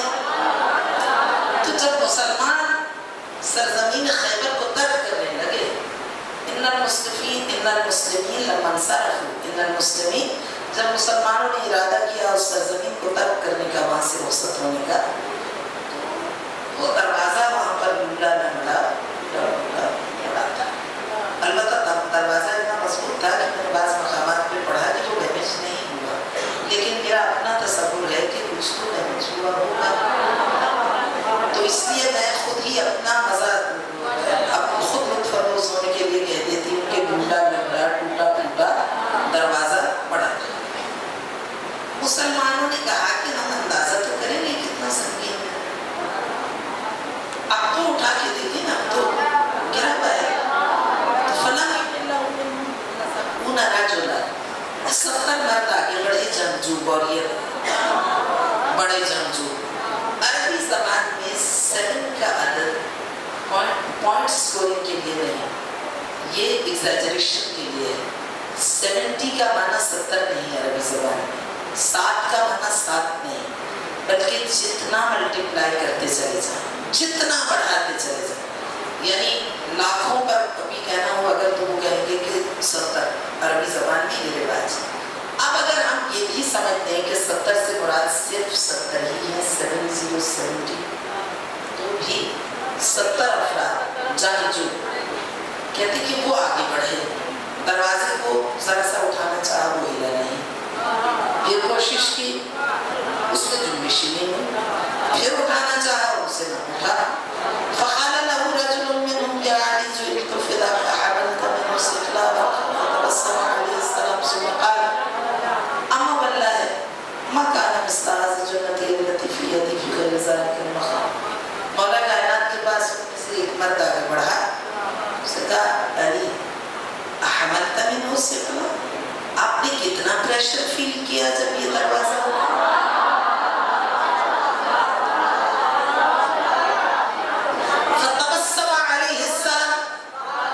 علی کے ملکوتی لبوں پر ایک لطیف سا تبسم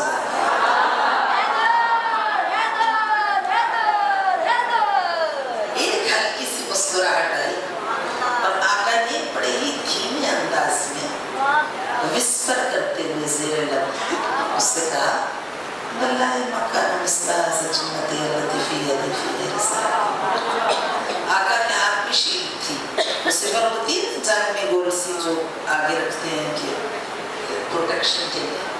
آقا نے فرمایا یہ دیکھ رہے ہیں, آقا نے فرمایا واللہ ما کان مثل الجنة التي في يدي في غير ذلك, خدا کی قسم جیسے یہ ہے ویسے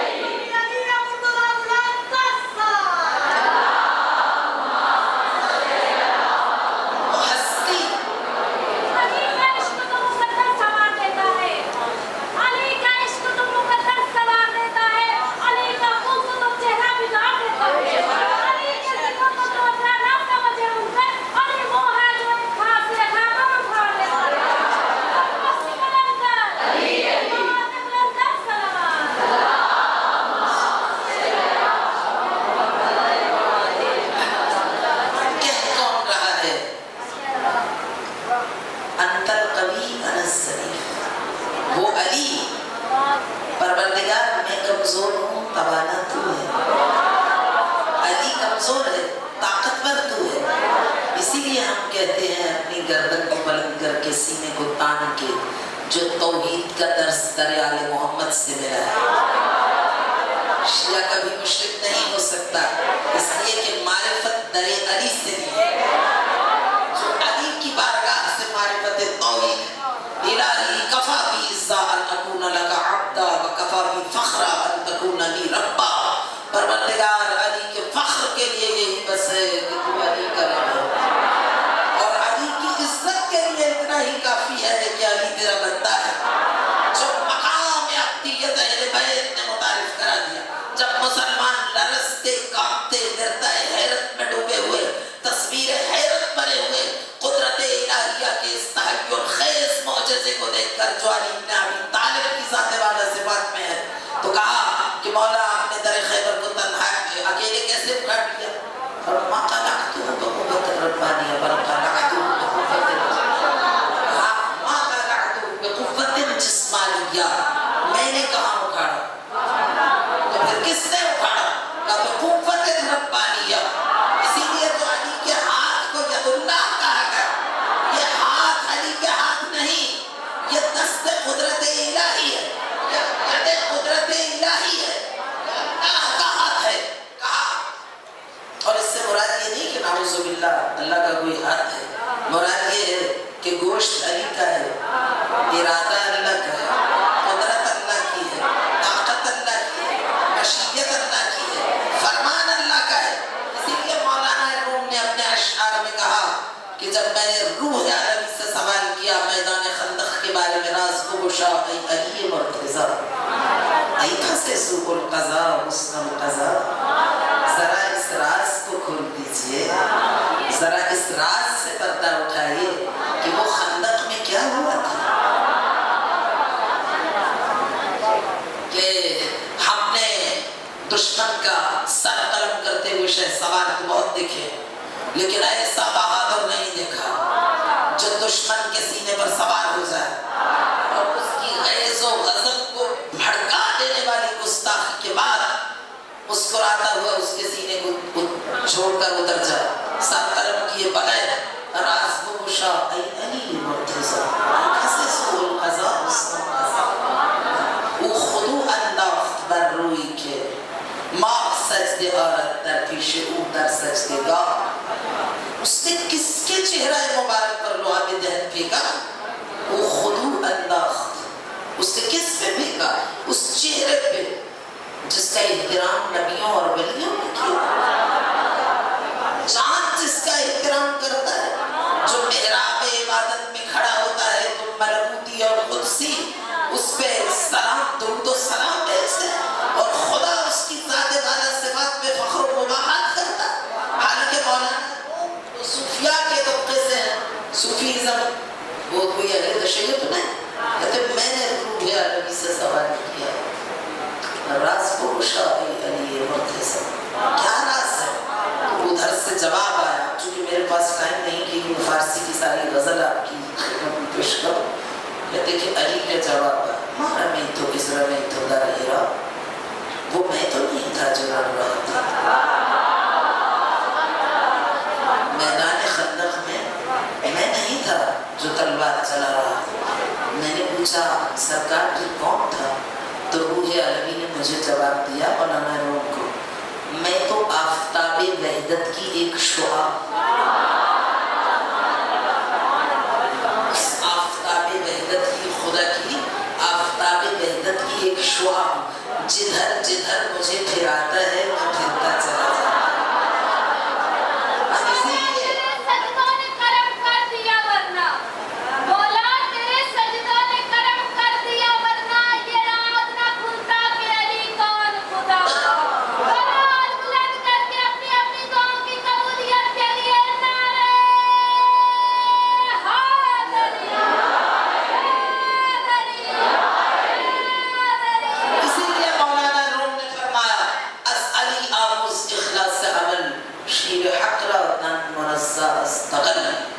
اگر اللہ کی عبدیت کو، بندگی کو پانا ہے تو اس کے لیے اخلاص لازم ہے، اور اگر اخلاص کی منزل کمال کا مشاہدہ کرنا ہو تو اس میں تمہیں علی بن ابی طالب کی ذات والا صفات دکھائی. تو کون کہہ رہا ہے؟ انت القوی انا الضعیف. پروردگار طاقتور تو ہے، کمزور ہے. انت العالم وانا الجاہل. اب وقت نہیں کہ ہم اس کو بیان کریں. کون خود کو خدا کے سامنے جاہل ہے جو شہر علم کا دروازہ ریگزار عرب سے اٹھ کر کائنات کے معلم ہونے کا دعویٰ کرنے والے کی شان معلمیت کی معجزے کا نام علی بن ابی طالب. طلوع صبح قیامت تک شاہراہ حیات پر چلنے والے انسانی نسلوں کے معلم ہونے کا دعویٰ کرنے والے امی لقب کی شان معلمیت کے معجزے کا نام علی بن ابی طالب. وہ کہے پروردگار انت العالم وانا الجاہل. تو یہ ہے عبدیت، یہ ہے بندگی. عبدہ و رسولہ. محمد پہلے اس کا بندہ ہے، پھر رسول ہے، پھر حبیب ہے، پھر نبی ہے، پھر امام ہے، پھر وہ مقامات معلیٰ جو خالق کائنات نے قرار دیے. تو عرض کر رہی تھی علامہ حکیم امت ڈاکٹر محمد اقبال نے بہت ہی جاذب انداز میں اس معنی و مفہوم کو بیان کیا. انسان چھوٹیاں کھاتے ہیں پھر اس کو ریئلائز کرتے ہیں. لیکن جو یہ حکماء ہیں، جو حکیم ہیں، وائس ہستیاں ہیں، شخصیات ہیں، پہلے ہی نچوڑ بیان کر دیتی ہیں کہ یہ جو حیات انسانی کی 7 سٹیجز ہیں. انسان پہلے عالم زر میں تھا، عالم ارواح میں تھا، مراحل گزرتے گئے. چوتھا اس کا مرحلہ، چوتھی سٹیج دنیا ہے. 5ویں عالم برزخ ہے. 6ٹھی فی یوم کان مقدارہ 50 الف سنہ قیامت ہے. اور 7ویں فی مقعد صدق عند ملیک مقتدر. یہ جنت ہے، یہ دوزخ ہے. تو یہ مراحل ہیں جو انسان کو گزارنا ہے. انسان کی جہالت یہ ہے کہ ہر مرحلے پر وہ چھوٹے سے بچے کی طرح وہیں پہ لوٹنے لگ جاتا ہے. جیسے بچہ کسی دکان کے سامنے سے گزرتا ہے، وہ کہتا ہے، اس کو نہیں معلوم، وہ کہتا ہے یہ میرے ہیں سارے کھلونے. اس کو اس بات کا اندازہ نہیں کہ وہ ان کا مالک نہیں ہے. بے عین ہی یہی کیفیت انسان کی ہے. دنیا ایک گزرگاہ زیبا. دنیا صرف ایک گزرگاہ ہے، محل عبور ہے. یہاں رکنا نہیں، گزرنا ہے. یہاں یہ تمہاری ملکیت نہیں، تمہارا مقام کہیں اور ہے. اور کہاں پر ہے؟ خالق کائنات قرآن میں بیان کرتا ہے فَلَا تَعْلَمُ نَفْسٌ مَّا أُخْفِيَ لَهُم مِّن قُرَّةِ أَعْيُنٍ. انسان کو معلوم ہی نہیں کہ آخرت میں ہم نے اس کے لیے کیا کیا سرپرائزز کرے. تو علامہ محمد اقبال نے فرمایا یہ رشتہ و پیوند، یہ مال و دولت دنیا، بتانے وہم و گمان لا الہ الا اللہ. یہ تمہارے گمان کے بت ہیں، ان میں حقیقت کوئی نہیں. یہ رشتے، یہ جب تک ضرورت ہے رشتہ. بچے کو جب تک وہ محتاج ہے، اپنا کام خود نہیں کر سکتا، ماں کی آغوش. تو ماں کے دل میں بھی خالق نے بچے کی اتنی تڑپ ڈالی کہ وہ اس کو نگاہوں سے اوجھل نہیں کرتی. کیونکہ اگر نگاہوں سے اوجھل ہو جائے تو بچہ ضائع ہو جائے. جیسے جیسے بڑا ہوتا ہے ضرورت کم ہوتی ہے ماں باپ کی، اور اس کے درمیان فاصلہ ایجاد ہوتا چلا جاتا ہے. اور کیا پھر انسان کی زندگی میں جیسے جیسے زندگی آگے بڑھتی ہے رشتوں کی نوعیتیں بدلنے لگتی ہیں. کیوں؟ اس لیے کہ ضرورتیں بدلنے لگتی ہیں. یہ رشتے ضرورتوں کے تحت ہیں. اس لیے خالق نے فرمایا ہے اگر میرے تعلیمات پر ڈے 1 سے عمل کرو گے تو کبھی نقصان نہ اٹھاؤ. نہ اولاد سے شکایت ہوگی، نہ رشتوں سے مایوسی ہوگی. اس ذات کے ساتھ الا بذکر اللہ تطمئن القلوب ساری. اور یا پھر دوسری طرح سے کہیں کہ ساری دنیا کا معلومات تمہاری دسترس میں قرار پائے، شہرت، عزت، مقام، پیسہ، دولت، رشتے، اس کے باوجود الا بذکر اللہ تطمئن القلوب. جو چیز دلوں کی بے قراریوں کو قرار عطا کر سکتی ہے وہ یاد خدا ہے. وہ دل شک میں اٹھ کے محراب عبادت میں طلوع ہو کر اس کی یاد سے لوٹانا، اس کی بارگاہ میں حاضر ہونا. تو عرض کر رہی تھی کہ قرآن نے فرمایا ما عندکم ینفد وما عند اللہ باق. جو تمہارے پاس ہے وہ فانی ہے، جو اللہ کے پاس ہے وہ باقی ہے. ابو جدان انصاری میدان احد کا واقعہ ہے. قرآن کریم نے اس واقعے کو بیان کیا استسقون ولا تلقون علی احد والرسول یدعوکم فی اخراکم فاصابکم غم بعد غم. قرآن نے بیان کیا کہ وہ وقت یاد کرو جب تم اتنا بھاگے تیزی کے ساتھ اسپیڈ کے ساتھ کہ پہاڑوں پر چڑھ گئے اور تم نے اللہ کے رسول کو تنہا چھوڑ دیا. پر رسول یدعوکم فی اخراکم اور اللہ کا نبی تمہیں پکار رہا تھا اور تم بھاگے چلے سنتے ہی نہیں تھے. تو جب وہ بھاگ گئے تو حضور نے دیکھا ابو جدانہ انصاری وہاں پر تشریف فرما ہے. تو آقا نے فرمایا تم بھی چلے جاؤ. ابو جدانہ نے کہا کہ یا رسول اللہ الی زوجۃ تموت و الی دار تخرج و الی مال یفنی. یا رسول اللہ کہاں چلا جاؤں؟ اس بیوی کے پاس جو مر جائے گی، کیونکہ مرنا ہی ہے انسان، اس گھر کے پاس جو خراب ہو جائے گا، اس مال کے پاس جو فنا ہو جائے گا، اس اولاد کے پاس جو ساتھ چھوڑ جائے گی. پھر ابو جدانہ نے کہا یا رسول اللہ آپ علی سے کیوں نہیں کہتے وہ چلے جائیں؟ حضور نے فرمایا لأنہ منی وانا من، اس لیے کہ علی مجھ سے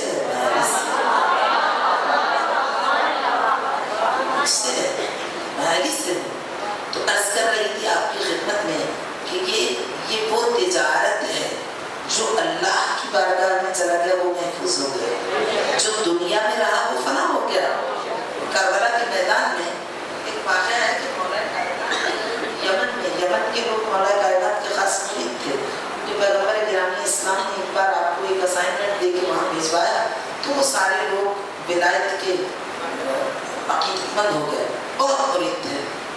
وہاں ایک کچھ افراد کی شہادت ہوئی تو مولا کائنات تعزیت کے لیے تشریف لے گئے.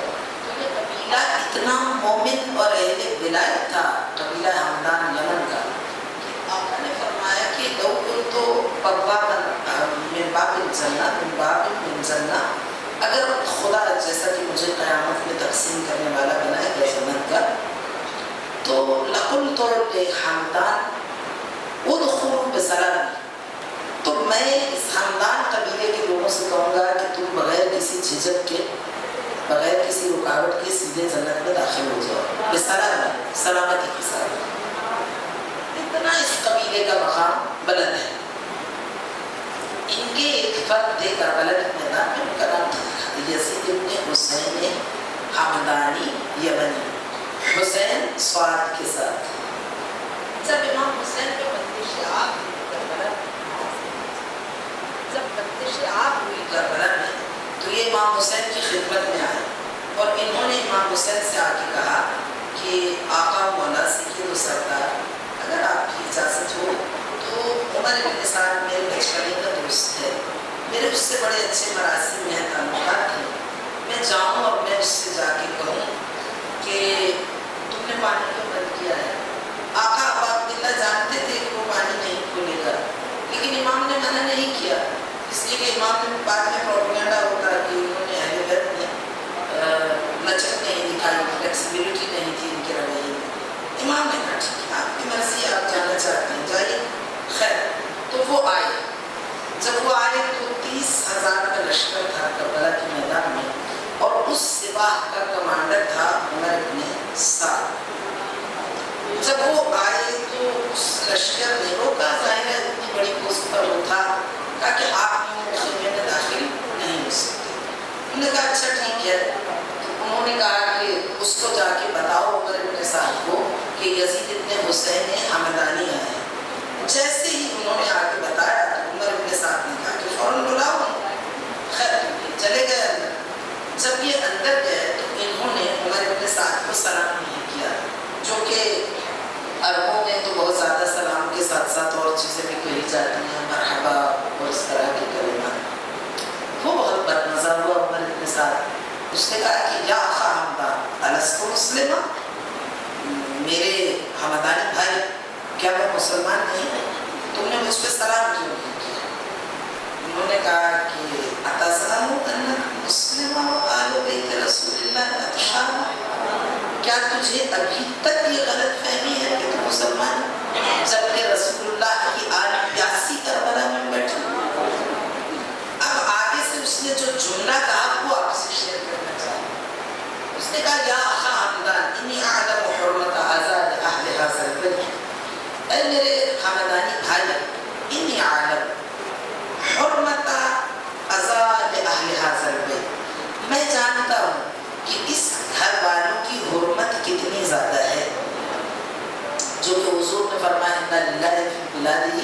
خمس حرمات، حرمت اللہ، حرمت کعبۃ اللہ، حرمت کتاب اللہ، حرمت رسول اللہ، حرمت عطرت رسول اللہ.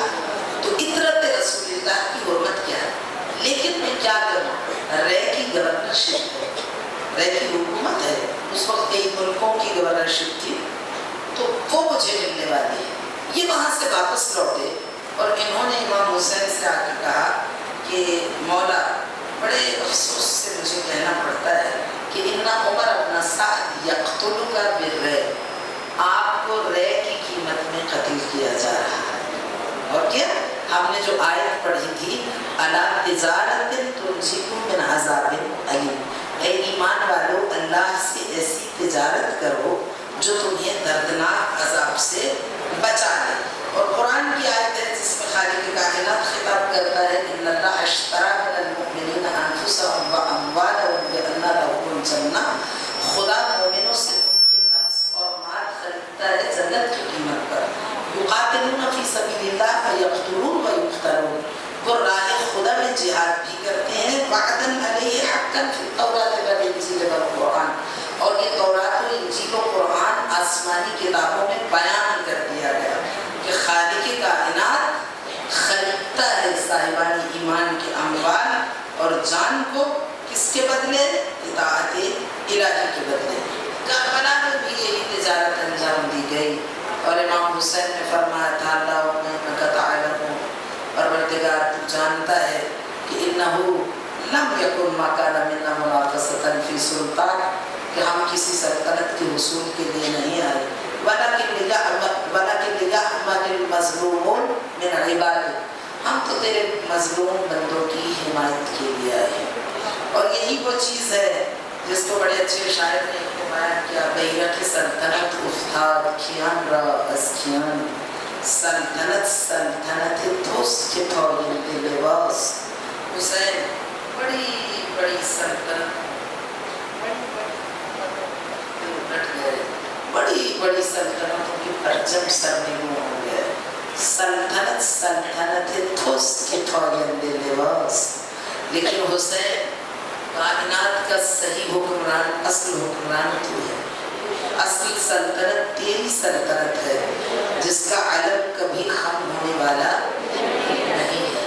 امام نے فرمایا پروردگار تو جانتا ہے ہم لا منافسۃ فی سلطان، ہم سلطنت حاصل کرنے کے لیے نہیں آئے. حکیم امت علامہ ڈاکٹر محمد اقبال نے یہی کہا، وہ داعش سلطنت ہوتے اگر خود نہ کر دے بچے سامان سفر. جو حکومت حاصل کرنے کے لیے جاتا ہے وہ اپنے بچوں اور بیویوں کو ساتھ تو لے کر نہیں جاتا. کوئی حسین کے سامان سفر کرنے کا حق ہے. آج محرم کی 12 تاریخ ہے. میں سوچ رہی ہوں کیا مسائل بیان کروں. جو مسائل میں بیان کرنا چاہتی ہوں، جو مجھے پسند ہے، اگر میں کہیں عشرے سے خطاب کرتی ہوں تو میں پہلی مجلس میں وہ مسائل پڑھتی ہوں تاکہ سیدہ کو پراپر انویٹیشن دیا جا سکے. اور اگر میں کہیں ایک مجلس پڑھوں تو میں وہی مسائل پڑھتی ہوں، کیونکہ شہادت امام حسین کے مسائل تو بہت سخت ہیں. تو پھر میں کہتی ہوں کہ امام حسین کا ذکر تو ہو تاکہ خاتون جنت مجلس میں تشریف نہ آئے. تو پڑھنا تو وہ میں چاہتی تھی، لیکن اپنی شام غریبہ گزری ہے ایک آدھ روز پہلے، تو سب نے وہ مسائل سنے ہی ہیں. اس لیے چلیں اگر آپ چاہیں تو میں چاند جملے ان کے بھی پڑھ لوں، کیونکہ مجھے خود ان مسائل سے بڑی عقیدت ہے. اور اس کے علاوہ یہ کہ کربلا کے میدان میں اجساد طاہرہ کی تدفین کا مرحلہ، کٹے پھٹے ٹکڑوں میں پٹے ہوئے بے گور و کفن لاش کربلا کے صحرا، تپتی ہوئی ریت پر پڑے ہوئے. اور جب گنج شہیدہ سے بے پالان اردو کی پشتوں کے بیویوں کو گزارا گیا تو بیویوں نے منہ کے بل خود کو کربلا کے میدان میں گرا دیا اور وہ اپنی لاشوں پر آئی. اور روایت میں یہ بیان کیا جاتا ہے کہ حسین کا جو لاشا تھا، سارے لاشیں حسین میرے کاروان کربلا. اور معلوم دماغ سیدہ زینب نے جو مرثیہ پڑھا، یا جدہ حاضر حسین مقتول حاضر اور معلوم دماغ ذرا کربلا کے میدان میں آئے، حاضر حسین، نانا کہتے وہی آپ کا حسین ہے کہ سینے پر سونے والا مقتول العازا، نانا ذرا میری مدد کیجیے، نانا ذرا آ کے کربلا کے میدان میں پہچانیے یہ چھوٹے چھوٹے ریزے کربلا کی خاک میں بڑھے ہوئے حاضر حسین، کیا یہی حسین ہے؟ مرمل بالدماء مقتول العازا، یہ مرمل بالدماء کیسے بنا؟ حسین کا لاشا ریزوں میں کیسے بڑھا؟ سناؤ آپ کو شام غریبہ کے کچھ مسائب آپ سننا چاہیے؟ شام غریبہ کے مسائب بہت سخت ہیں، لیکن اس لیے میں ہمیشہ پڑھتی ہوں کہ سید الکونین مجلس اعظم میں تشریف لائے، شہزادی فاطمہ کبریٰ فرماتی ہیں جب شام غریبہ آئی، بلکہ بی بی فرماتی ہیں جب میرے مظلوم بابا کا خشک گلا کٹا، کٹ گیا سجدے میں جب صدق پیغمبر کا گلا، حسین کا گلا کٹا۔ ابن مولوی نے کامل الزیارات میں لکھا ہے کہ جب قیامت کا زلزلہ آئے گا تو خدا فرشتوں کو حکم دے گا خبردار زلزلہ آنے سے پہلے کربلا کی زمین کو اٹھا دو، تو فرشتے کہیں گے پروردگار تم نے تو ساری زمین کے لیے زلزلے کا حکم دیا ہے، تو خطاب آئے گا ایسا ہی ہے، تو کہیں گے پروردگار کیا کربلا کی زمین دوسری زمینوں کی طرح اسی زمین کا حصہ نہیں؟ خطاب آئے گا ہے، تو پروردگار اس کو کیوں اٹھائے؟ تو خطاب آئے گا اس لیے کہ کربلا کی زمین شام عاشورہ اپنے حصے کا اتنا تڑپ چکا کیا اس میں زلزلے کی گنجائش ہے؟ شام عاشورہ جب زہرا کے لال کا خشک گلا کٹا، کربلا کی زمین میں اتنی شدت سے زلزلہ آئے کہ بیمار کی حالت غش سے آنکھ کھلی، تڑپ کے پوچھا پھوپھی اماں یہ زلزلہ کیسا ہے؟ زمین تہو پالک کیوں ہو رہی ہے؟ یا ایک مرتبہ خیمے کے ترام ٹوٹے، سید سجاد کی نگاہوں نے دیکھا نہر فرات کے کناروں سے پانی باہر اچھل رہا، دیکھا سرور و سالار شہیدہ میر کاروان کربلا کا کٹا ہوا سر نو کے نیزہ کی جانب بلند کیا جا رہا۔ انا للہ و انا الیہ راجعون۔ شہزادی فاطمہ کبریٰ فرماتی ہیں جب کربلا کی زمین میں زلزلہ آیا، جب میرے بابا کا گلا کٹا، ہم پہ اتنا ظلم ہوا، ظالموں نے ہمیں بابا پر رونے نہیں دیا، ہم پہ اتنی مصیبتیں آتی تھیں کہ ہم کسی ایک مصیبت پر گریہ نہ کر پاتے تھے، فرمایا جب بابا کا خشک گلا کٹ گیا تو میدان کربلا میں ایک ساتھ بہت سے منظر تخلیق پا رہے تھے۔ ایک منظر یہ تھا کہ بابا کا سر نو کے نیزہ پر سوار کیا گیا، ساتھ ہی دوسرا منظر یہ تھا کہ بڑی تیزی سے ایک دستہ فوج کا جو دوسرے شہیدوں کے گلے کاٹ رہے تھے، ایک اور دستہ تھا وہ تیزی سے ان کٹے ہوئے سروں کو نو کے نیزہ پر بلند کر رہا، ایک اور دستہ تھا اسی وقت جب گلے کٹ رہے تھے تو وہ بے سر کے لاشوں کو پیروں سے گھسیٹ کے ایک جانب میں ڈالے۔ اسی وقت ایک اور منظر تھا اور وہ یہ تھا کہ بہت سے گھوڑوں کو لٹا کے سینکڑوں کی تعداد میں ان کے سموں میں نعل بندی ہو رہی۔ ایک اور وہ یہ تھا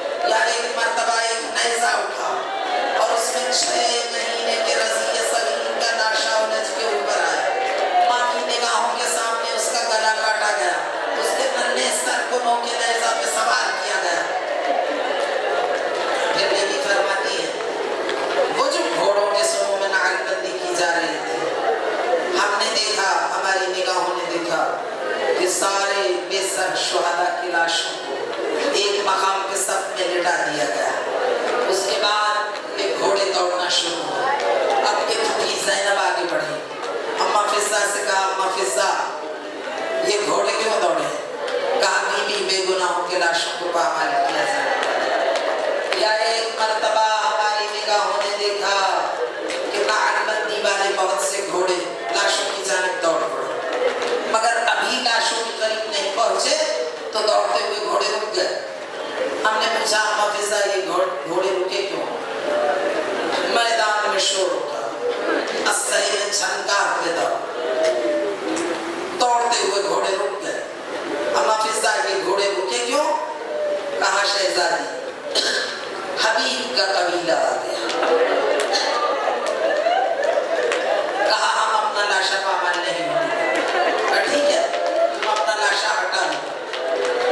مجھ سے کسی نے سوال کیا کہ حبیب کو انہی نے قتل کیا, پھر حبیب کے لاشے کو بچایا کیوں؟ تو میں نے گزارش کیا کہ عربوں میں یہ رواج تھا کہ قتل کر دینا ان کے معمول کی بات تھی, لیکن وہ اپنے قبیلے کے شخص کی عزت کے قائل تھے. بے شک خود ہی قتل کرے لیکن کسی کو لاشے کی بے حرمتی نہ کرنے دے. انہوں نے کہا ہم نے حبیب کو قتل کیا ہے لیکن حبیب ہمارے قبیلے کا فرد ہے, خبردار اس کے لاشے کی بے حرمتی ہم گوارا نہ کریں گے, یہ غیرت عرب کا سوال ہے. عمر ابن سعد نے کہا ٹھیک ہے, وہ جانتا ہے غیرت عرب کیا ہے, ٹھیک ہے تم اپنا لاشا ہٹ لو. انہوں نے روک دی. تھوڑی دیر کے بعد پھر گھوڑے دوڑے, پھر رک گئے, پھر شور اٹھا, پھر اسلحے میں چھنکار پیدا. کہا اماں فضہ کیا ہوا؟ کہا بی بی نافع کا قبیلہ ہے. کہا ہم اپنا لاشا پامال نہیں, ٹھیک ہے اپنا لاشا ہٹا. پھر گھوڑے دوڑے, پھر رک گئے. اماں فضہ کیا ہوا؟ کہا وہ میرے قریبی کا قبیلہ ہے. پھر گھوڑے دوڑے, رکے. اماں فضہ کیا ہوا؟ 40 قبیلوں نے سر اٹھایا, 40 لاشیں میدان سے ہٹی. اب صرف اہل بیت کے لاشیں میدان میں رہ گئے. اب گھوڑے دوڑے, ابھی لاشوں کے قریب نہیں پہنچے, یا ایک مرتبہ دوڑتے ہوئے گھوڑے رکے. اماں فضہ کہتی ہیں اب زینب کی یہ حالت ہوئی کہ زینب خاک پہ گر گئی, نبضیں ڈوبنے لگی, سانسیں اکھڑنے لگی, چہرے کا رنگ زرد پڑ گیا. میں جلدی سے جھکی, میں نے شانہ ہلایا, زینب حسین بنو, زینب ہوش میں آؤ. آہستہ آہستہ نبی زادی کے لب ہلے, کمزور سی آواز لبوں سے برآمد ہوئی, اماں فضہ اب تو اصحاب میں سے کوئی باقی نہیں بچا. اب گھوڑے کیوں رک گئے؟ میں نے کہا بی بی تو برداشت نہیں کر پائے. کہا اماں فضہ مجھے بتلا. میں نے کہا بی بی تو دم توڑ جائے, تیرا کلیجہ پھٹ جائے گا. کہا اماں فضہ مجھے بتا. میں نے کہا بی بی پھر کلیجہ سنبھال کے سن, ام البنین کا قبیلہ آ گیا.